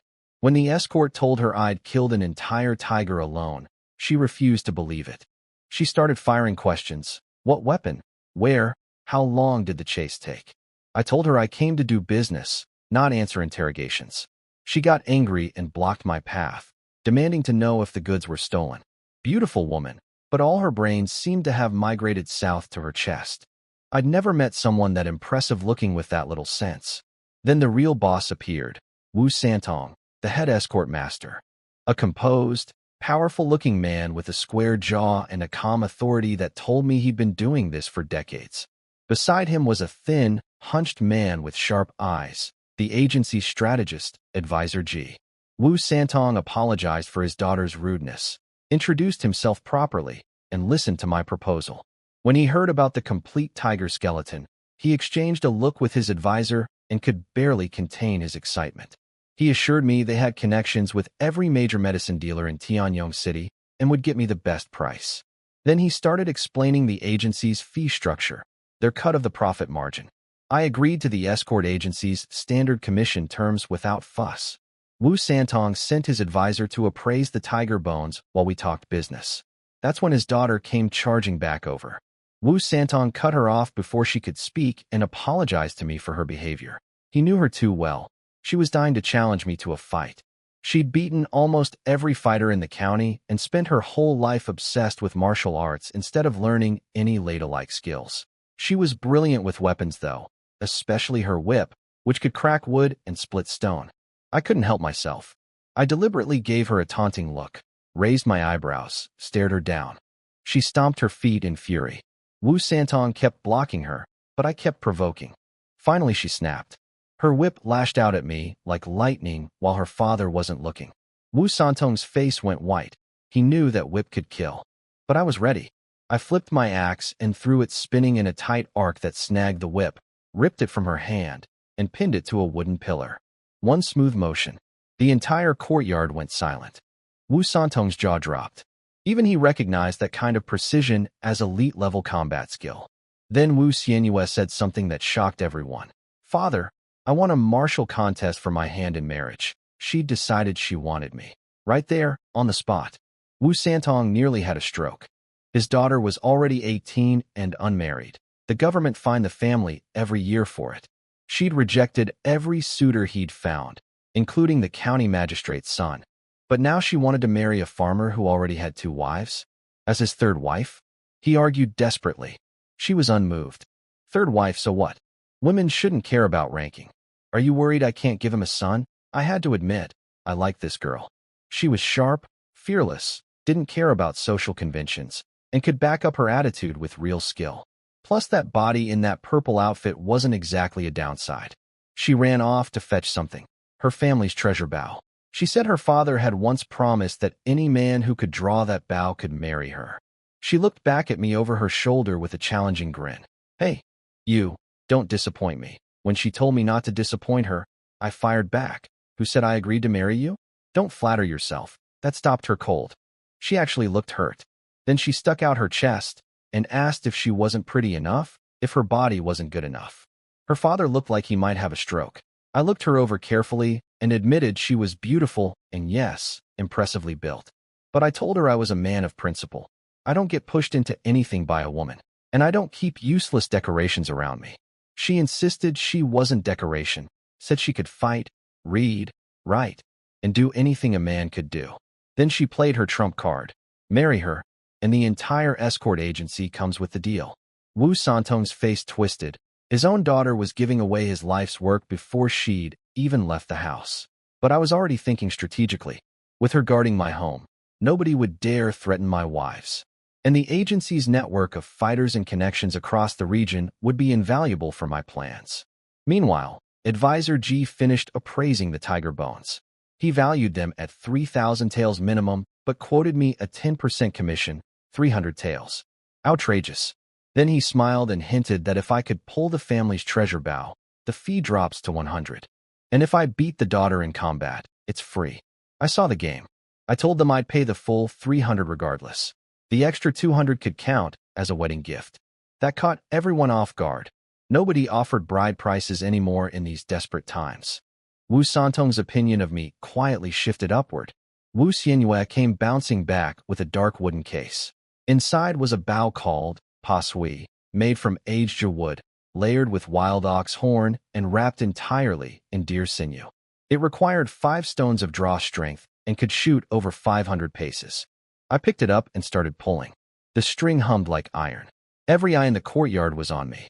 I got it halfway, 2 stones of force, and hit my limit. This body was still too weak. In my old body, I could have drawn it fully without breaking a sweat. But months of starvation and only weeks of recovery weren't enough. The escorts started whispering. 2 stones was impressive for a normal person, but it wasn't enough. Wu Santong breathed out in relief. Wu Xianyue's face fell, confused and disappointed. She'd been so sure I could do it. Wu Santong was celebrating that I couldn't pull the bow, laughing about how nobody in the whole county had ever managed it.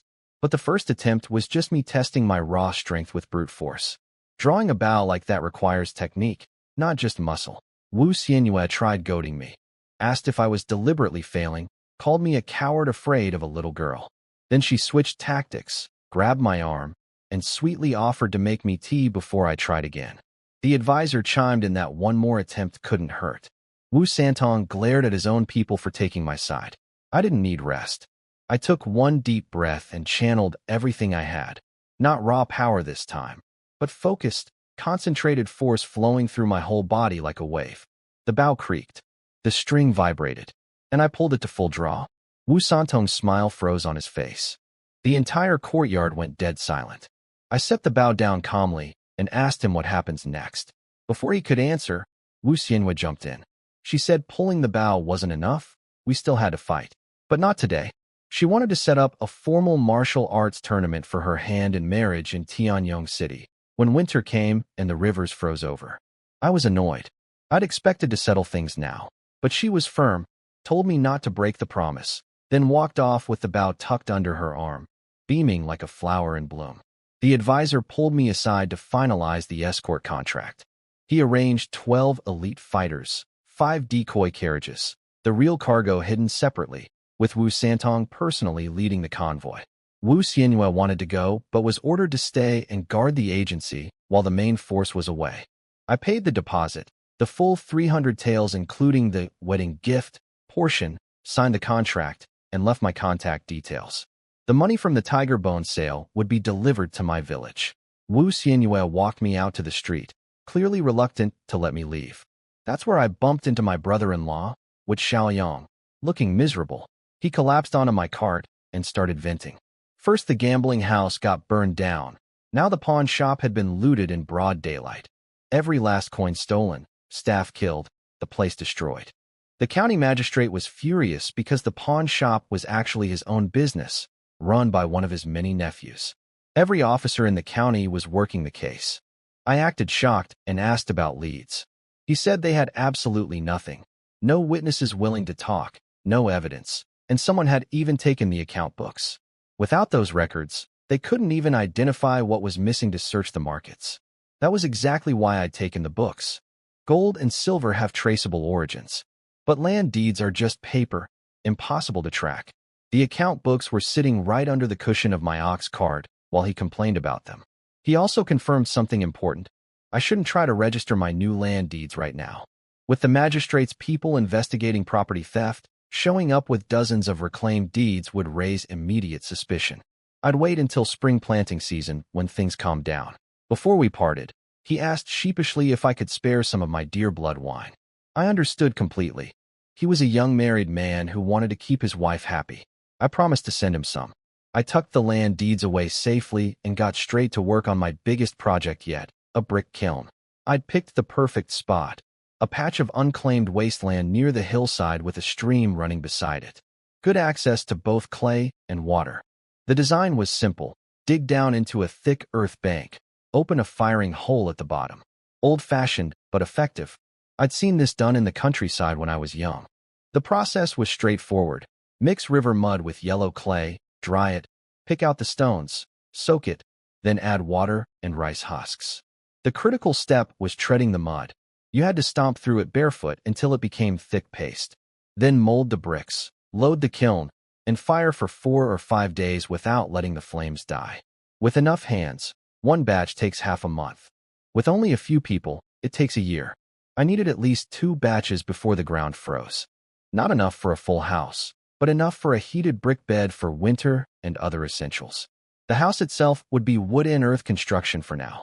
Next morning, I had Tian Laoba round up every able body in the village, men and women both.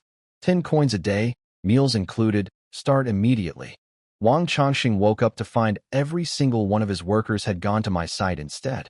He was furious, convinced I was trying to bankrupt myself just to steal his position as village chief.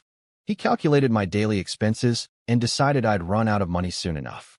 Then all these people would come crawling back to him. He showed up at the kiln site and saw the operation already in full swing. One crew digging the pit, another hauling river clay, women gathering firewood. He took one look and laughed. He figured out I was making bricks, did the math in his head, and decided it was a losing business. Cheap bricks nobody wanted to buy, costs eating up all the profit. He thought I was an idiot. He started coming every day, sitting in a chair with his teapot, watching us work for hours, convinced he was watching me burn through my savings. It made his day. 4 days later, the kiln was done. 5,000 brick molds were ready, loaded in, and the fires lit. One team went up the mountain cutting timber, good wood for my house, the rest for fuel. Another team kept making more molds. Meanwhile, at my old yard, I'd torn down everything. The broken walls, the rotting fence, all gone. In their place, leveled foundations for a real house, crushed stone pathways, a proper gate with a side entrance. The big tree near the road became a centerpiece surrounded by a flower bed. I built a covered shelter for the ox and cart, and next to it a bamboo chicken coop where the chicks, now the size of bulls, pecked happily at grain and wild grass. Wang Changsheng came by to inspect, and his eyes nearly popped out. This wasn't a poor man's repair job. This was the beginning of a compound. While I was busy at the kiln site, Wang Changsheng came snooping around my property. He noticed the large, heavily built shed in the back and got suspicious. His servant suggested climbing a tree to peek inside. The old fool scrambled up and spotted the black horse. He panicked. He thought I'd turned the horse over to the authorities with the prisoner, but there it was, hidden in my yard. He got so scared he snapped a branch and fell out of the tree, landing hard on his backside. He scrambled away before Wan Qing could see who it was, already muttering about reporting me for hiding a military horse, a crime punishable by execution of the entire family. He thought he'd finally found the weapon to destroy me. I knew nothing about this. I was watching the kiln fires burn, sweating, feeling proud of what we were building. Then I saw riders approaching down the road, the escort agency's banner snapping in the wind. Wu Xianyue came galloping up on horseback, face flushed, eyes shining. The moment she saw me, she called out, "Husband, I'm here," without a shred of shame. Advisor Ji groaned from his sedan chair at her complete lack of decorum. I told her not to call me that. If my wives heard, I'd be sleeping outside tonight. She turned even redder but didn't back down. She said she'd go explain things to my wives herself. The advisor handed me a box. The tiger bone sale had brought in 3,350 taels. After the agency's cut, my share was 3,050. Honest dealing, every coin accounted for. I respected that. Wu Xianyue insisted on coming inside for tea, obviously wanting to meet my wives. I didn't mind. The sisters had been planning to find me a concubine anyway, and I genuinely liked this girl. My yard was still under construction, messy with building materials everywhere. The sisters were flustered about hosting their first real guests in such a state. They rushed around setting out benches, boiling tea, straightening their clothes.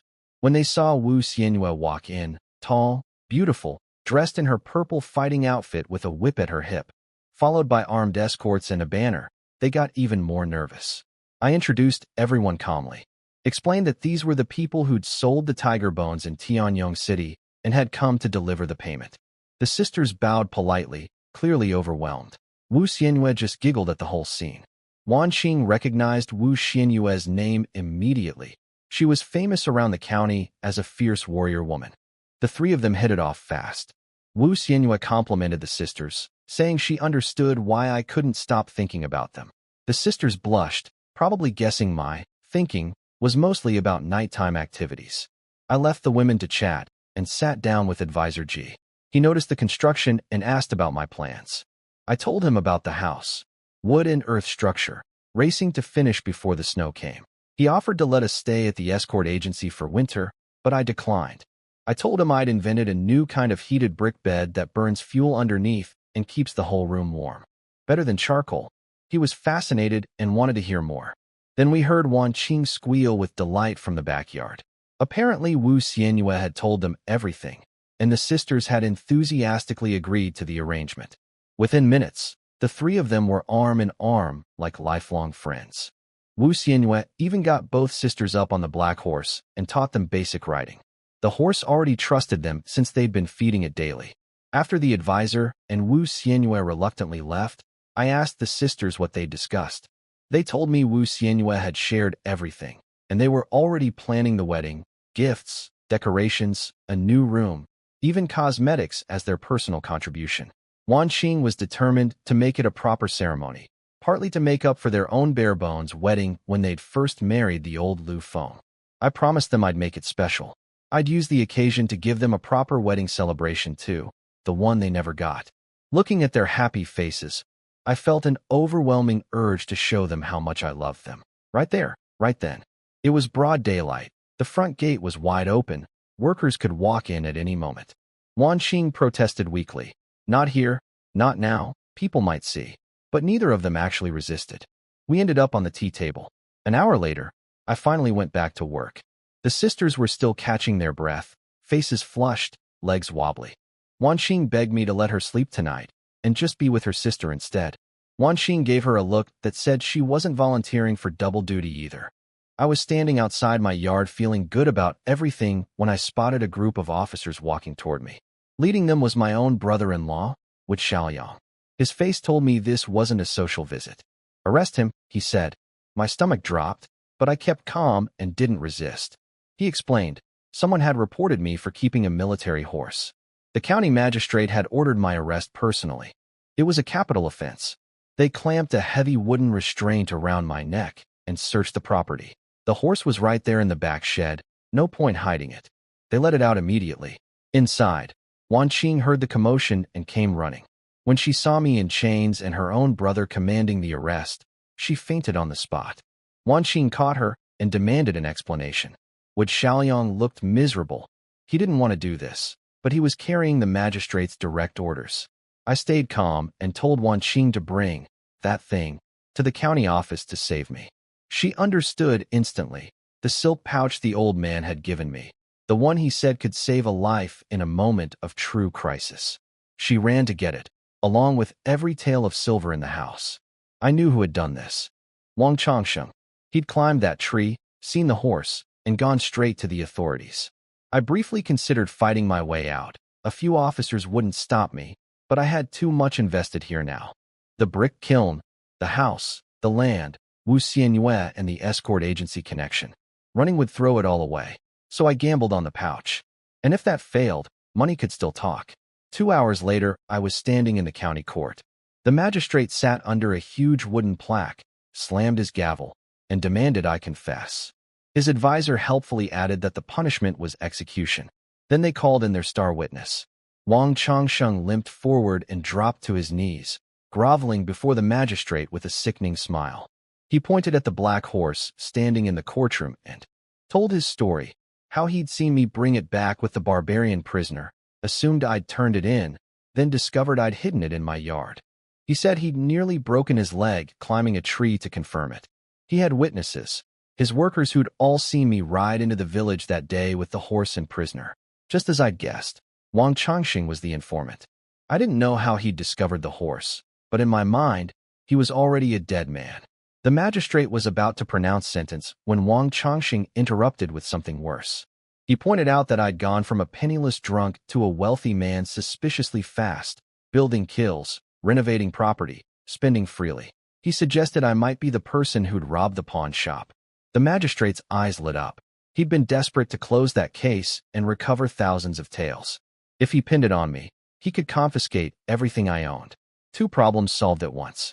He didn't care about truth. He saw an opportunity. He cut off Wu Xiaoyang when my brother-in-law tried to defend me, then slammed his gavel and sentenced me to death. Execution tomorrow at noon. Then a voice like a bronze bell echoed through the courtroom. Chun Dianyu, the prison warden, walked in and stood directly in the magistrate's line of sight. "Kill this man, and you die too," he said. The magistrate sputtered, but Chun placed a yellow silk pouch on the desk. The old man's pouch, the one I'd been told could save my life. The magistrate glanced at it dismissively, then froze. His face drained of color. The pouch was made with gold-threaded cloud silk, a material reserved exclusively for the imperial family. Only direct blood relatives of the emperor were permitted to possess it. Chen warned him not to open it. Whatever was inside, seeing it without authorization could mean death for his entire clan. The magistrate's hands were shaking now. I had no idea what was happening. I looked back at the sisters standing near the door. Wanqing had chased the arrest convoy on our ox cart, found Wu Xianyue at the escort agency, and together they'd gone to Chen Dianyu. The moment Chen saw the pouch, he'd understood its significance and rushed to the courthouse.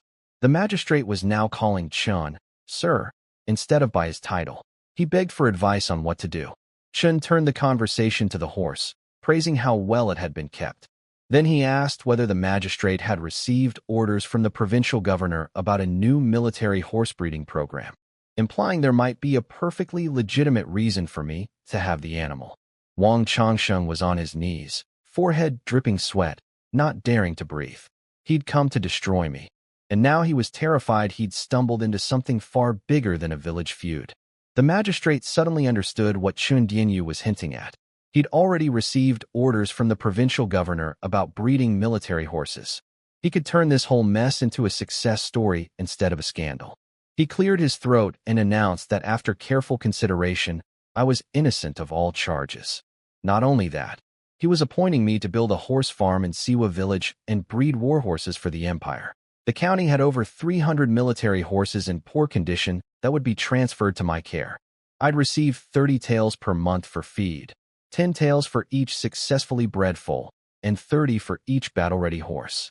I could barely contain myself. A horse farm was a gold mine. The monthly stipend alone was more than most families earned in a year. And controlling hundreds of horses in this era was like owning a fleet of trucks in the modern world. Then the magistrate turned on Wang Changsheng. He accused him of making false accusations against a fellow villager and stripped him of the village chief position on the spot, giving it to me instead. He sentenced Wang Changsheng to 100 strikes with the rod. The old man screamed for mercy, smashing his forehead against the floor until it bled, but the gavel had already fallen. They dragged him out and beat him until he passed out. With his existing injuries from the boar attack, he'd be lucky to survive. Chen Dianyu walked me to the county horse yard. The 300 horses were a sorry sight. Thin, poorly fed, dull-coated. The magistrate had obviously been pocketing the feed money. But the bones were good. With proper nutrition, they'd recover. Chun told me about a famous general heading to our border, a woman called the Red Feather General, commander of the Fengling army.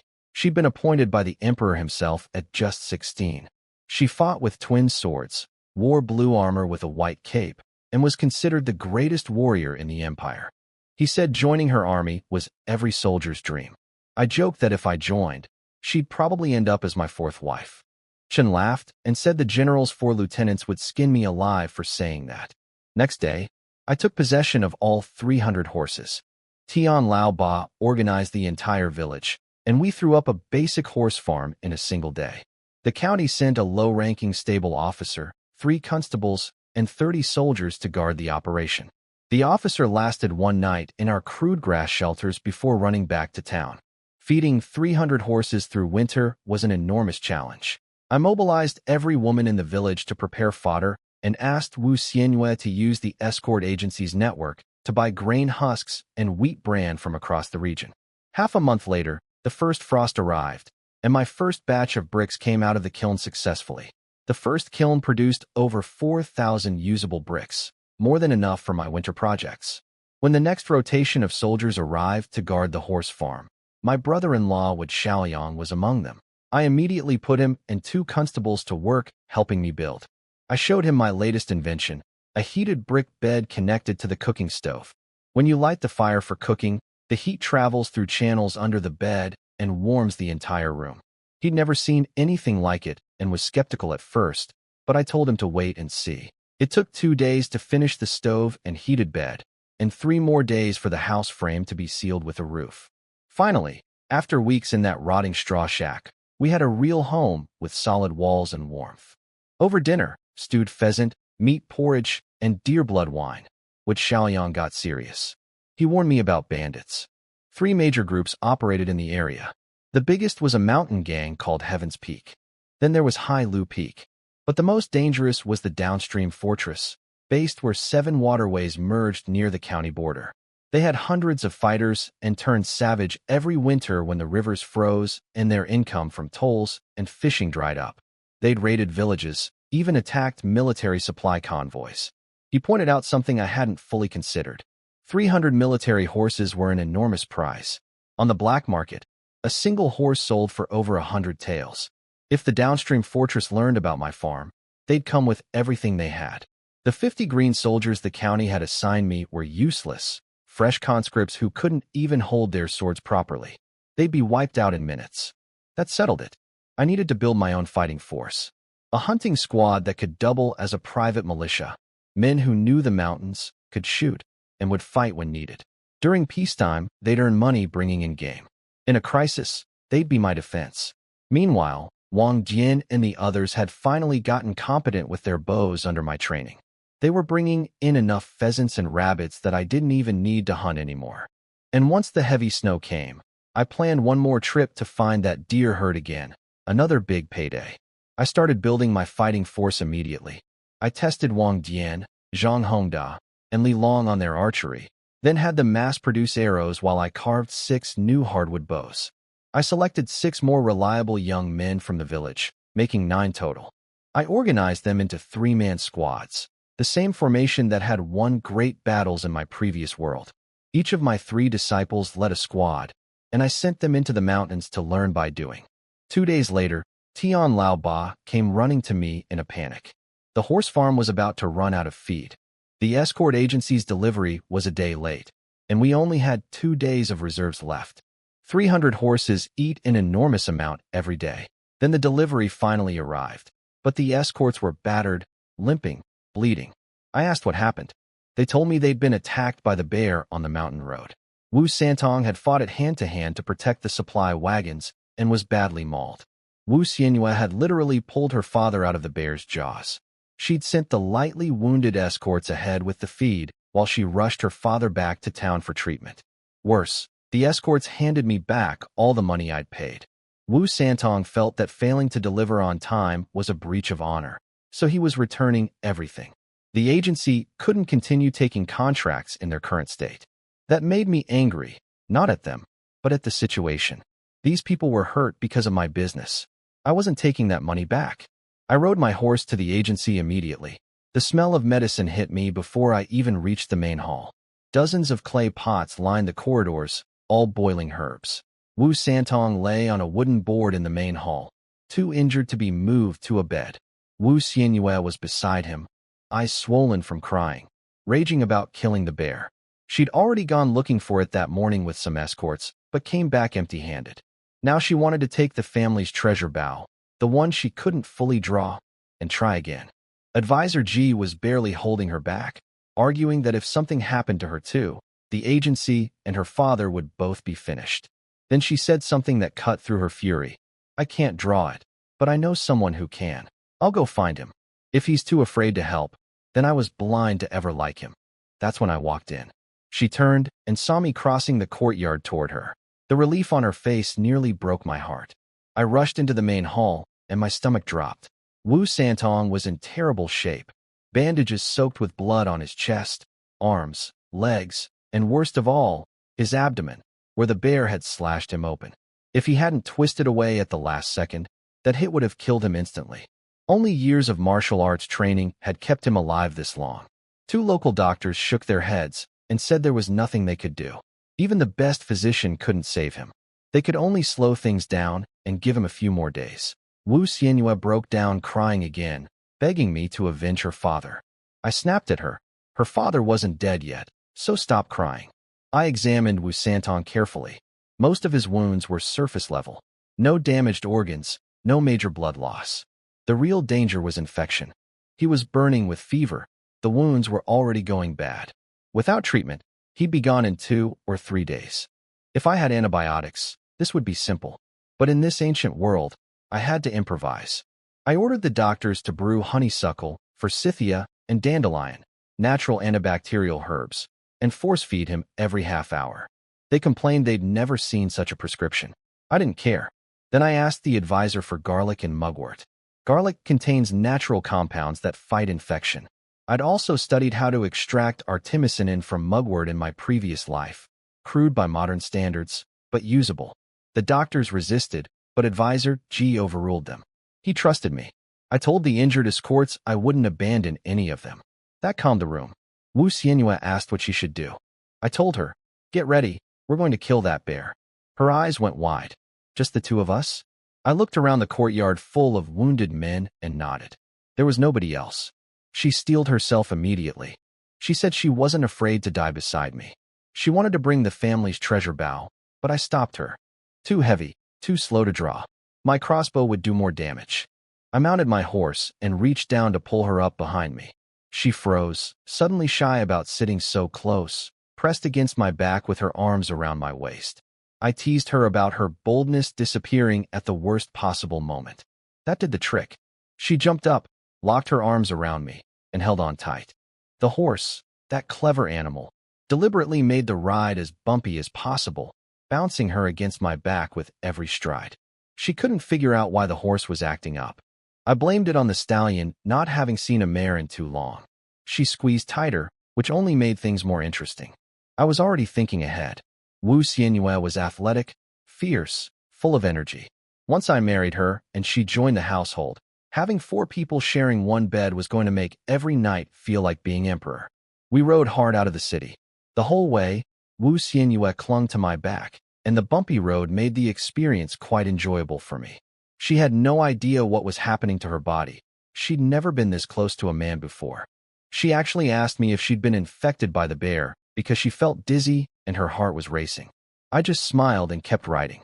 An hour later, we reached the attack site. Overturned carts, scattered feed, and vegetables everywhere. The bear had eaten some of the produce, a good sign, actually. A bear that's eating vegetables isn't starving, which means it wouldn't fight with the desperate fury of a truly hungry predator. I tied up the horse and checked its behavior. Calm, relaxed. The bear wasn't nearby. Good. We had time to prepare. I gave Wu Xianyue my hunting bow and kept the crossbow and spear for myself. Then I explained my plan. We'd set a snare trap. We couldn't dig a pit big enough in time, but we could bend a flexible tree into a spring-loaded rope trap. It wouldn't hold a bear for long, but even a few seconds of confusion would give us an opening. She doubted it could work against something that powerful. I told her I only needed it to hold for a moment. We found a good tree, bent it down together, rigged the snare, and camouflaged it with leaves. Then we hid and waited. Soon enough, heavy sounds came from the trees. I signaled Wu Xianyue to stay still and crept out as bait, crossbow ready. The bear appeared, massive, black-furred, standing upright at nearly 10 feet tall, 3 times as wide as me. It slammed its paws on the ground and roared. I understood now how Wang Fei had died so easily. Those boys were lucky any of them survived. The bear locked onto me and charged. I aimed for its head but hit the shoulder instead. The thing was moving too fast. The bolt sank into the thick fat layer. It hurt the bear enough to enrage it, but caused no real damage. Exactly what I wanted. Now it was furious and focused entirely on me. I turned and ran toward the trap. The bear came thundering after me. But right at the critical moment, Wu Xianyue panicked. The bear's roar had shaken her, and she involuntarily swung her sword, triggering the snare prematurely. The rope snapped around my ankle instead of the bear's. The bent tree whipped upward, and suddenly I was hanging upside down in the air. I was hanging upside down by my neck, weapons falling off me. In that split second, I clamped my feet around my falling spear and held on. The snare was made for a bear, not a man. The vine loop was too big to hold me tight. My hands and legs were free. The bear charged straight underneath me, rearing up to swat at my chest. That was exactly the opening I needed. As I dropped, I drove the spear downward with all the force of gravity behind it. The blade punched straight through the bear's skull, between its eyes. The massive body collapsed and actually cushioned my fall. I rolled off without a scratch. I pulled at the spear, but only the wooden shaft came out. The iron tip was buried so deep inside the skull, it was gone for good. 3 taels of silver, lost in a bear's brain. Wu Xianyue dropped her sword, shaking all over. She thought I was dead. She ran to me crying, threw her arms around my neck, and kept saying she was sorry, that she'd almost killed me. I tilted her chin up and told her she owed me compensation. Before she could figure out what I meant, I kissed her. She went completely rigid, hands frozen in the air, body trembling, mind blank. She'd never been kissed in her life. I held her gently and softened the pressure until she relaxed. Then she surprised me. She closed her eyes and kissed back. She told herself it was just compensation, nothing scary about a kiss. She'd seen the young escorts sneaking off to the brothel plenty of times. When I pulled her closer and pressed her body fully against mine, her bravery collapsed. She pushed me away, hands guarding her chest, face burning red, gasping. But then, this girl, she gathered her courage, marched back to me, and basically attacked my mouth. No technique whatsoever, just raw, honest, wild. After a moment, she whispered that touching was allowed, but only over the clothes. She actually took my hand and placed it herself. Just when I thought I had her figured out, she jumped back like a startled rabbit and announced that this was all I was getting until the wedding. If I wanted more, I should go home to my wives or make sure the martial arts tournament happened soon. And if I lost that fight, she'd kill me on the spot and then herself. She refused to ride the horse back. I had to sweet-talk her into it. The whole ride home, her face stayed red, and she wouldn't look at me. On the ride back, I promised my horse 2 mares as a reward for his excellent performance today. He got so excited he nearly bucked me off. I had to negotiate him down. 2 mares, final offer, take it or leave it. At the escort agency, I sent some fighters to retrieve the bear carcass, while others collected the scattered feed for my horse farm. It was too late to ride home, so I stayed the night. I got to work immediately on Wu Santong. Advisor G had followed my instructions, feeding the herbal medicine every hour and gathering fresh garlic. Wu Santong's condition hadn't worsened, which was good. Wu Xianyue and a few female disciples peeled and minced a mountain of garlic. I rigged together a crude distillation setup from every bottle and jar in the agency, then extracted the concentrated liquid from the garlic. We applied it directly to Wu Santong's wounds and had him drink the extract along with the other badly injured escorts. The 3 local doctors watched with open contempt. They were waiting for Wu Santong to die, so they could say I told you so. Next morning, I went to the market for a new spear tip and bow materials, then headed home. I left instructions for the garlic treatment to continue. Shortly after I left, Wu Santong woke up. When he found out it was me who'd saved him, not the doctors, and that I'd also killed the bear that had nearly killed him, the man couldn't believe it. He'd underestimated me from the start, thinking I was just a strong farmer. Now I'd saved his life, treated his men's wounds, refused to take back the contract money, and even sent meat to feed the injured escorts. Advisor G drove the point home. He told Wu Santong that I was now running a government horse farm, had connections across the county, and was clearly destined for greatness. A son-in-law like me was a gift, not a compromise. Wu Santong wrestled with his pride for a while, but the facts were overwhelming. I'd single-handedly kept his agency alive through multiple contracts. I'd saved his life with medicine nobody else could provide. I'd killed the bear that nearly ended him, and his daughter was hopelessly in love with me. He slapped his thigh, which hurt because it was still wounded, and declared they'd all come visit me in Siwa village the very next day to express their gratitude in person. When I got back to the village, both my wives had fallen asleep outside waiting for me in the cold. I carried them to bed one at a time. Then I went to visit Wang Changsheng. After his 100 strokes at the courthouse, he was bedridden. His brother was dead, his wife divorced, his workers had all come to work for me, and even his steward had disappeared. The once proud Wang estate was empty and decaying, with just a cook and 2 servants left. When the servant led me in, Wang Changsheng saw me and screamed in terror, trying to hide in the corner of his bed. He knew what kind of person I was and what he'd tried to do to me in court.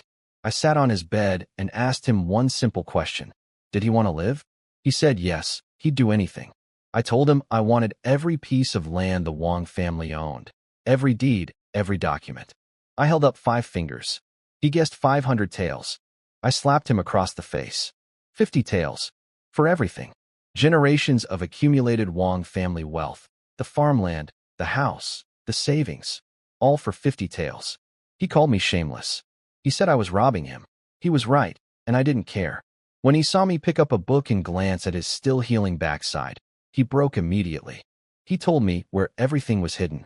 I cleaned out the entire estate. Gold, silver, 2 full boxes of property deeds and house documents. Then I dropped a 50-tael banknote on his bed. I told him the Wang residence was now the Liu residence. As the new village chief, I was ordering him to leave within 3 days. If he was still here after that, I'd have him dragged out. On my way out, I jumped up and ripped the Wang family nameplate off the wall, stomped it into splinters, and told the cook to use it for firewood. The 50 taels wasn't generosity. It was calculated. Wang Changsheng would have to travel through bandit territory to leave the county. 50 taels was exactly enough to catch a bandit's attention. If they robbed and killed him on the road, that solved my problem permanently, and it wouldn't be connected to me. If he somehow survived, he'd be too broken and too far away to matter. Either way, Wang Changsheng was finished. I needed to deal with the bandit problem around the county. The downstream fortress was the most dangerous, hundreds of killers protected by a maze of waterways. The other 2 gangs were smaller, about 80 to 100 men each. Still too many for me to fight alone while protecting everything I'd built. I'd already asked Wu Xianyue to arrange contact with Heaven's Peak, the gang that controlled the mountain road the escort agency used. Their arrangement was simple: pay a toll, pass safely. Walking home with the boxes of Wang family valuables, I sensed someone in the tree above me. I kept walking casually. A man dropped down behind me and pressed a blade to my back. He recited a coded phrase, the recognition signal Wu Xianyue had set up. He was from Heaven's Peak. His name was Wang Dinglu. Short, thin, poorly dressed, but sharp. I, accidentally, dropped the box, letting silver coins spill out. I wanted to test his reaction. He noticed the money, but his eyes stayed clear. No greed. Good sign. He kept proper distance even after confirming identities. Disciplined.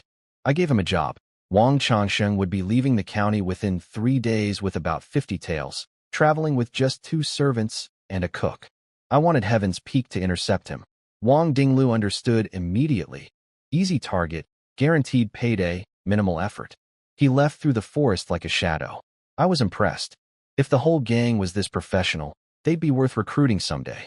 Good men forced into banditry by desperate times. Back home, the sisters were waiting again.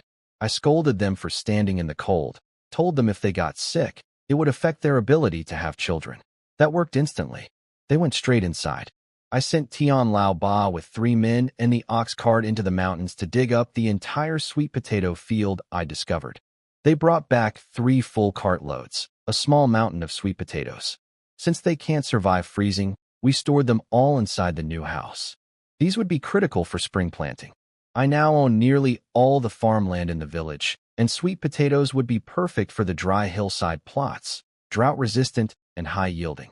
I had Wanqing steam some and make sweet potato porridge while Wanqing finished drying out the new heated brick bed. Then I headed to the horse farm. The 300 horses were looking better already, coats getting shinier, posture improving. Winter feed would be a challenge, but by spring they'd be fully recovered. I found my horse Wuzhui, standing between the 2 mares I'd promised him, looking indecisive. I slapped his rear and told him to get to work, 10 times a day minimum. I wanted those mares pregnant. If I could crossbreed his northern stamina and speed with the local horse's larger size, the offspring could be the perfect warhorse. And perfect warhorses meant sitting at home counting silver. I'd carefully organized my operation. Tian Lao Ba ran the horse farm. He was the sharpest of my 3 original men and could handle dealing with county officials. Wang San managed the brick kiln since he knew woodworking and the mountains. Yang the limper, the most honest and dependable, handled the house construction and would oversee the sweet potato fields come spring. These 3 plus my 9 hunters formed the core of everything I was building. After checking the horse farm and brick kiln, I came home to find the sisters had prepared sweet potato porridge with wild boar meat and warm wine wrapped in oiled paper. These 2 were incredible homemakers. I hugged them both and kissed them hard. Wanqing mentioned her childhood friend had written back.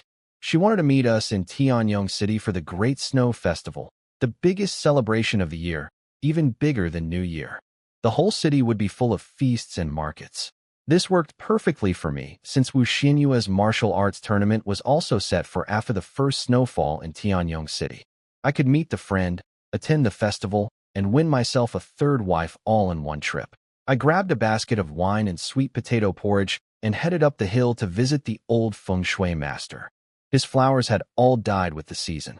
Leaves piled thick at his door. I walked in talking to him. Brought your favorite wine. Made you porridge. Why aren't you inside by the fire, you stubborn old man? Then I reached his chair. The teacup was empty. His face was peaceful. No breath.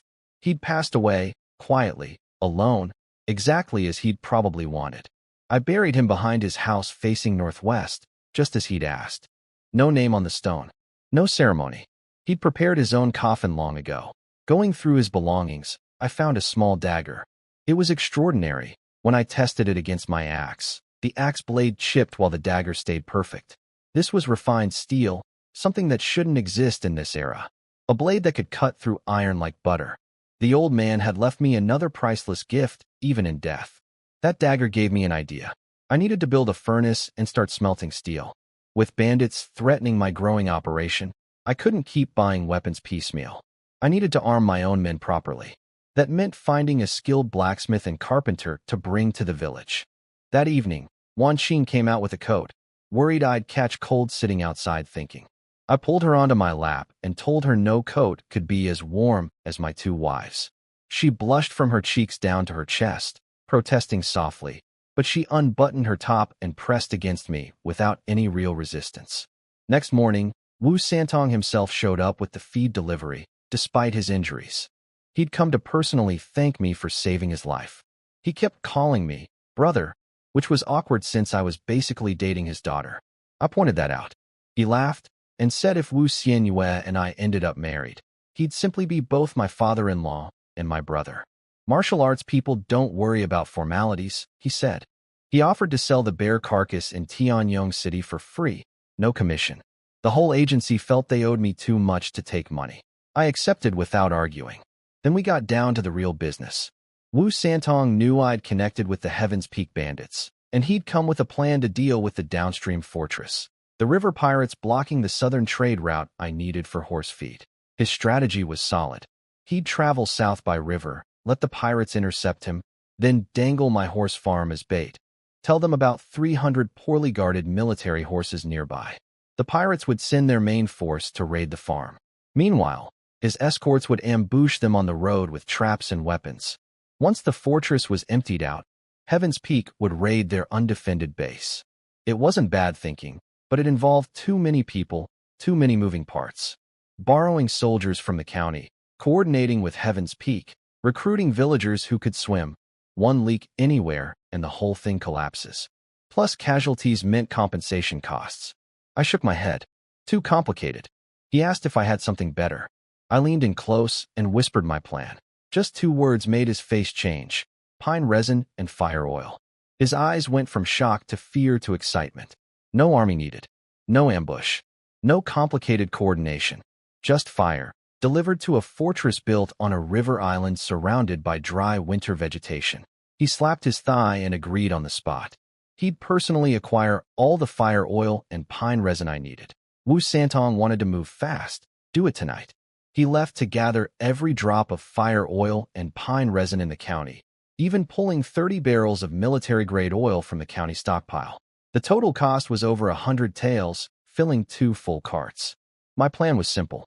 The fortress sat on an island where 7 rivers met, the perfect defensive position, but also a perfect trap.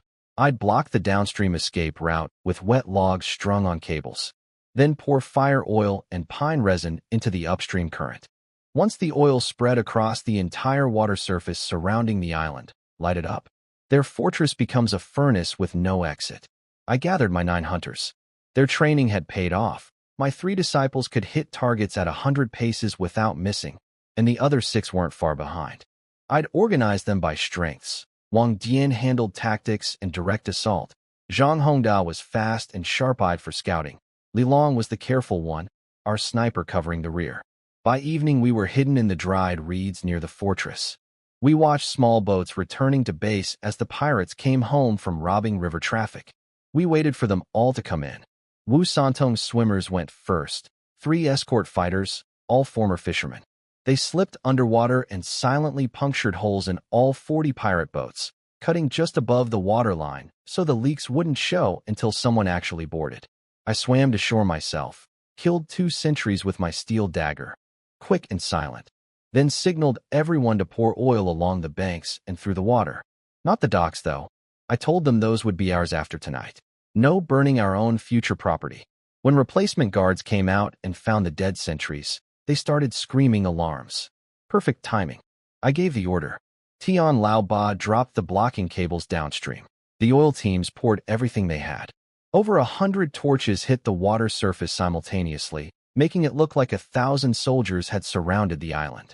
The fire oil needed about 5 minutes to spread across the compressed waterway. We'd narrowed it to about 70 meters with the barriers. My 9 archers stood ready with fire arrows. Inside the fortress, the pirates saw the wall of light approaching and panicked. Dozens of them grabbed torches and rushed toward their boats, the same boats we'd just sabotaged. I smiled, loaded my crossbow, and took aim at the first runner. I fired the first bolt. It punched clean through a pirate running for the boats. That set off the chaos I wanted. My 10 archers couldn't cover the entire water surface at once, so timing was everything. Once the first patches of oil caught fire, I ordered my shooters to rain arrows down. The pirates couldn't focus on putting out flames while dodging arrows. They panicked exactly as I'd planned. The fire oil spread without resistance. Some pirates managed to launch boats, thinking they'd escaped. Then water started pouring through the holes we'd drilled. They screamed and tried to turn back, but it was too late. More torches hit the water. The entire river surface erupted into a wall of fire. Pirates on boats burned alive. Those who jumped in found the water itself was on fire. The reeds along the banks caught next, creating towering walls of flame on every side. Wu Santong asked why I hadn't burned the docks too. Wouldn't that have been simpler? I explained the logic. Corner 100 desperate men with zero escape, and they'll fight like demons. Leave one visible exit, and they'll all stampede toward it instead of organizing resistance. The dock area and one river mouth were deliberately left clear, my gift of hope to panicking men. That river mouth had fast-flowing current and no oil, but it led straight into my ambush. Any pirate who made it through by boat arrived exhausted into a wall of arrows from my hunters. Anyone who tried swimming through the rapids reached shore only to meet escort fighters with swords. Wu Santong finally understood. He walked around studying the whole setup and realized I'd built a funnel, surround on 3 sides, leave one opening that looks like salvation but is actually a killing ground. The escape route is the death route, he said quietly. He looked at me differently after that. The fire burned for about an hour, thanks to the pine resin extending the burn time. When it died down, the shore was littered with bodies. Tian Lao Ba counted. 41 dead on the banks, 11 caught in the downstream cables, 30 killed by arrows at the river mouth, 14 cut down by escort fighters on shore. Out of roughly 100 pirates, fewer than 20 survived somewhere in the wreckage. I told Wu Santong to hold position overnight while I waited for dawn to go in and finish the survivors. He nodded, deeply impressed. A problem the county government had failed to solve for years, and we'd ended it in one night with fire and patience. At first light, the fortress was still smoldering. I pulled out the small boats I'd hidden upstream before the battle and prepared to cross the river for the final sweep. I stepped onto the island at dawn.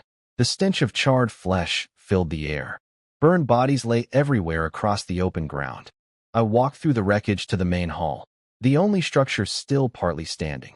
A handful of survivors had made it through the night by soaking the building with water and digging a firebreak around it.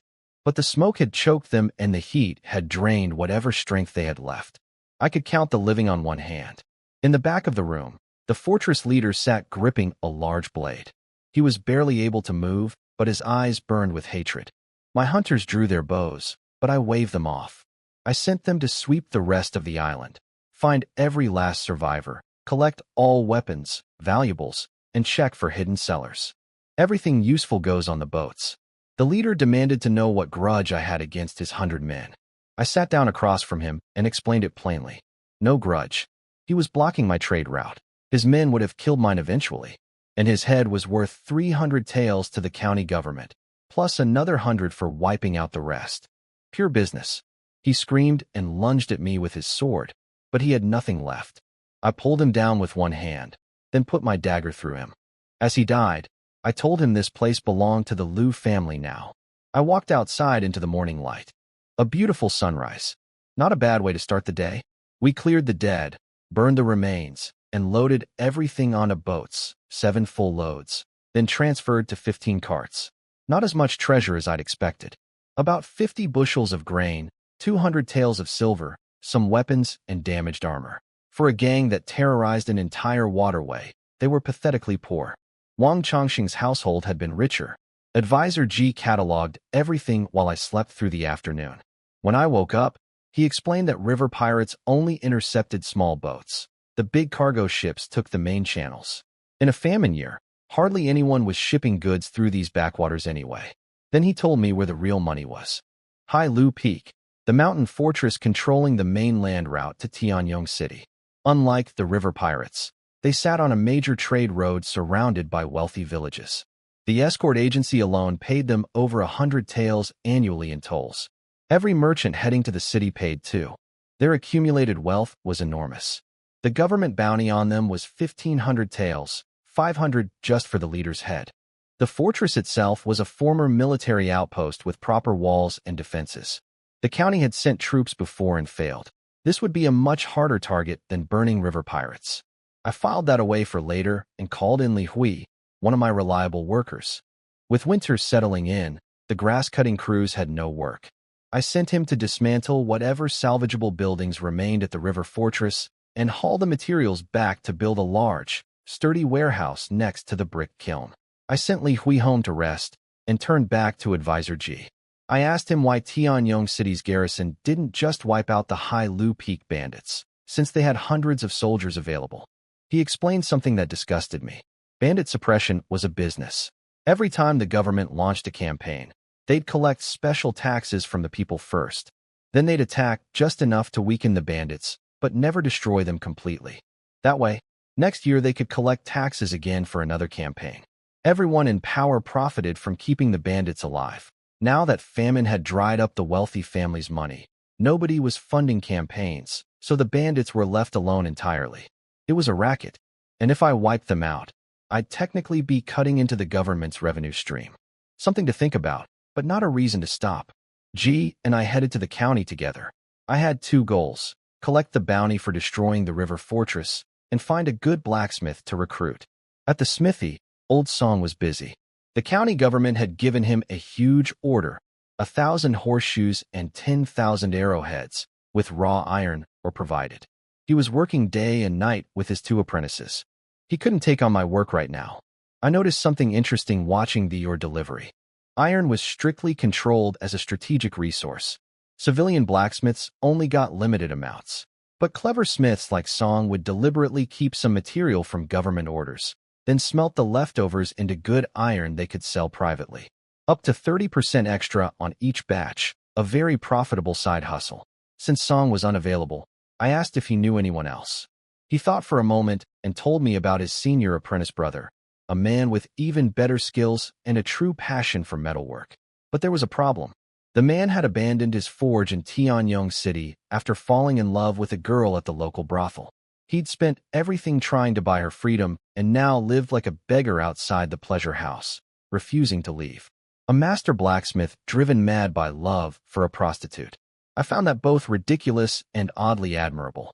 A true romantic fool. So I headed to the brothel to find him.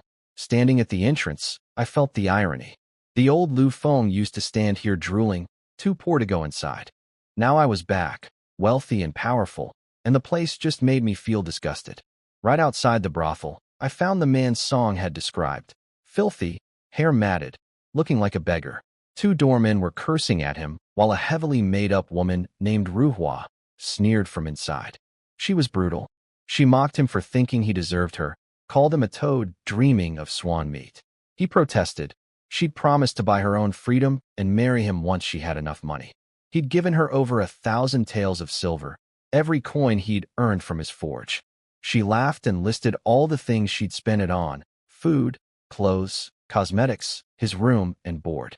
Now that he was broke, she wanted him gone. Classic. He'd been completely played. I called out his name: Zhang Tizui, Iron Hammer. He looked up with wild eyes and immediately tried to search my pockets for money. I shoved him off. He came at me again, actually groping at my chest. A grown man pawing at me. I was more amused than angry. I kicked him down. He surprised me, though. Mid-fall, he flipped himself upright with one hand and launched a spinning kick attack. Not bad footwork for a beggar. I blocked with my shin. He felt like he'd kicked an iron post, then punched him unconscious with one hit. Good reflexes, decent fighting instinct, but no stamina. Years of starving outside a brothel had wrecked his body. The doorman came out looking for trouble, but I flashed a tin-tail silver ingot and suddenly I was, sir, and honored guest. I told them I was here for Ruhua and to bring the unconscious man along. Inside the private room, they laid out food and wine. Ruhua entered with a fan hiding her face, ready to perform. When she lowered the fan and spotted Iron Hammer slumped on the table, her face froze. She tried to have him thrown out, but I stopped her. I kicked a stool across the room and told her to sit on the floor. She stumbled and fell, stunned.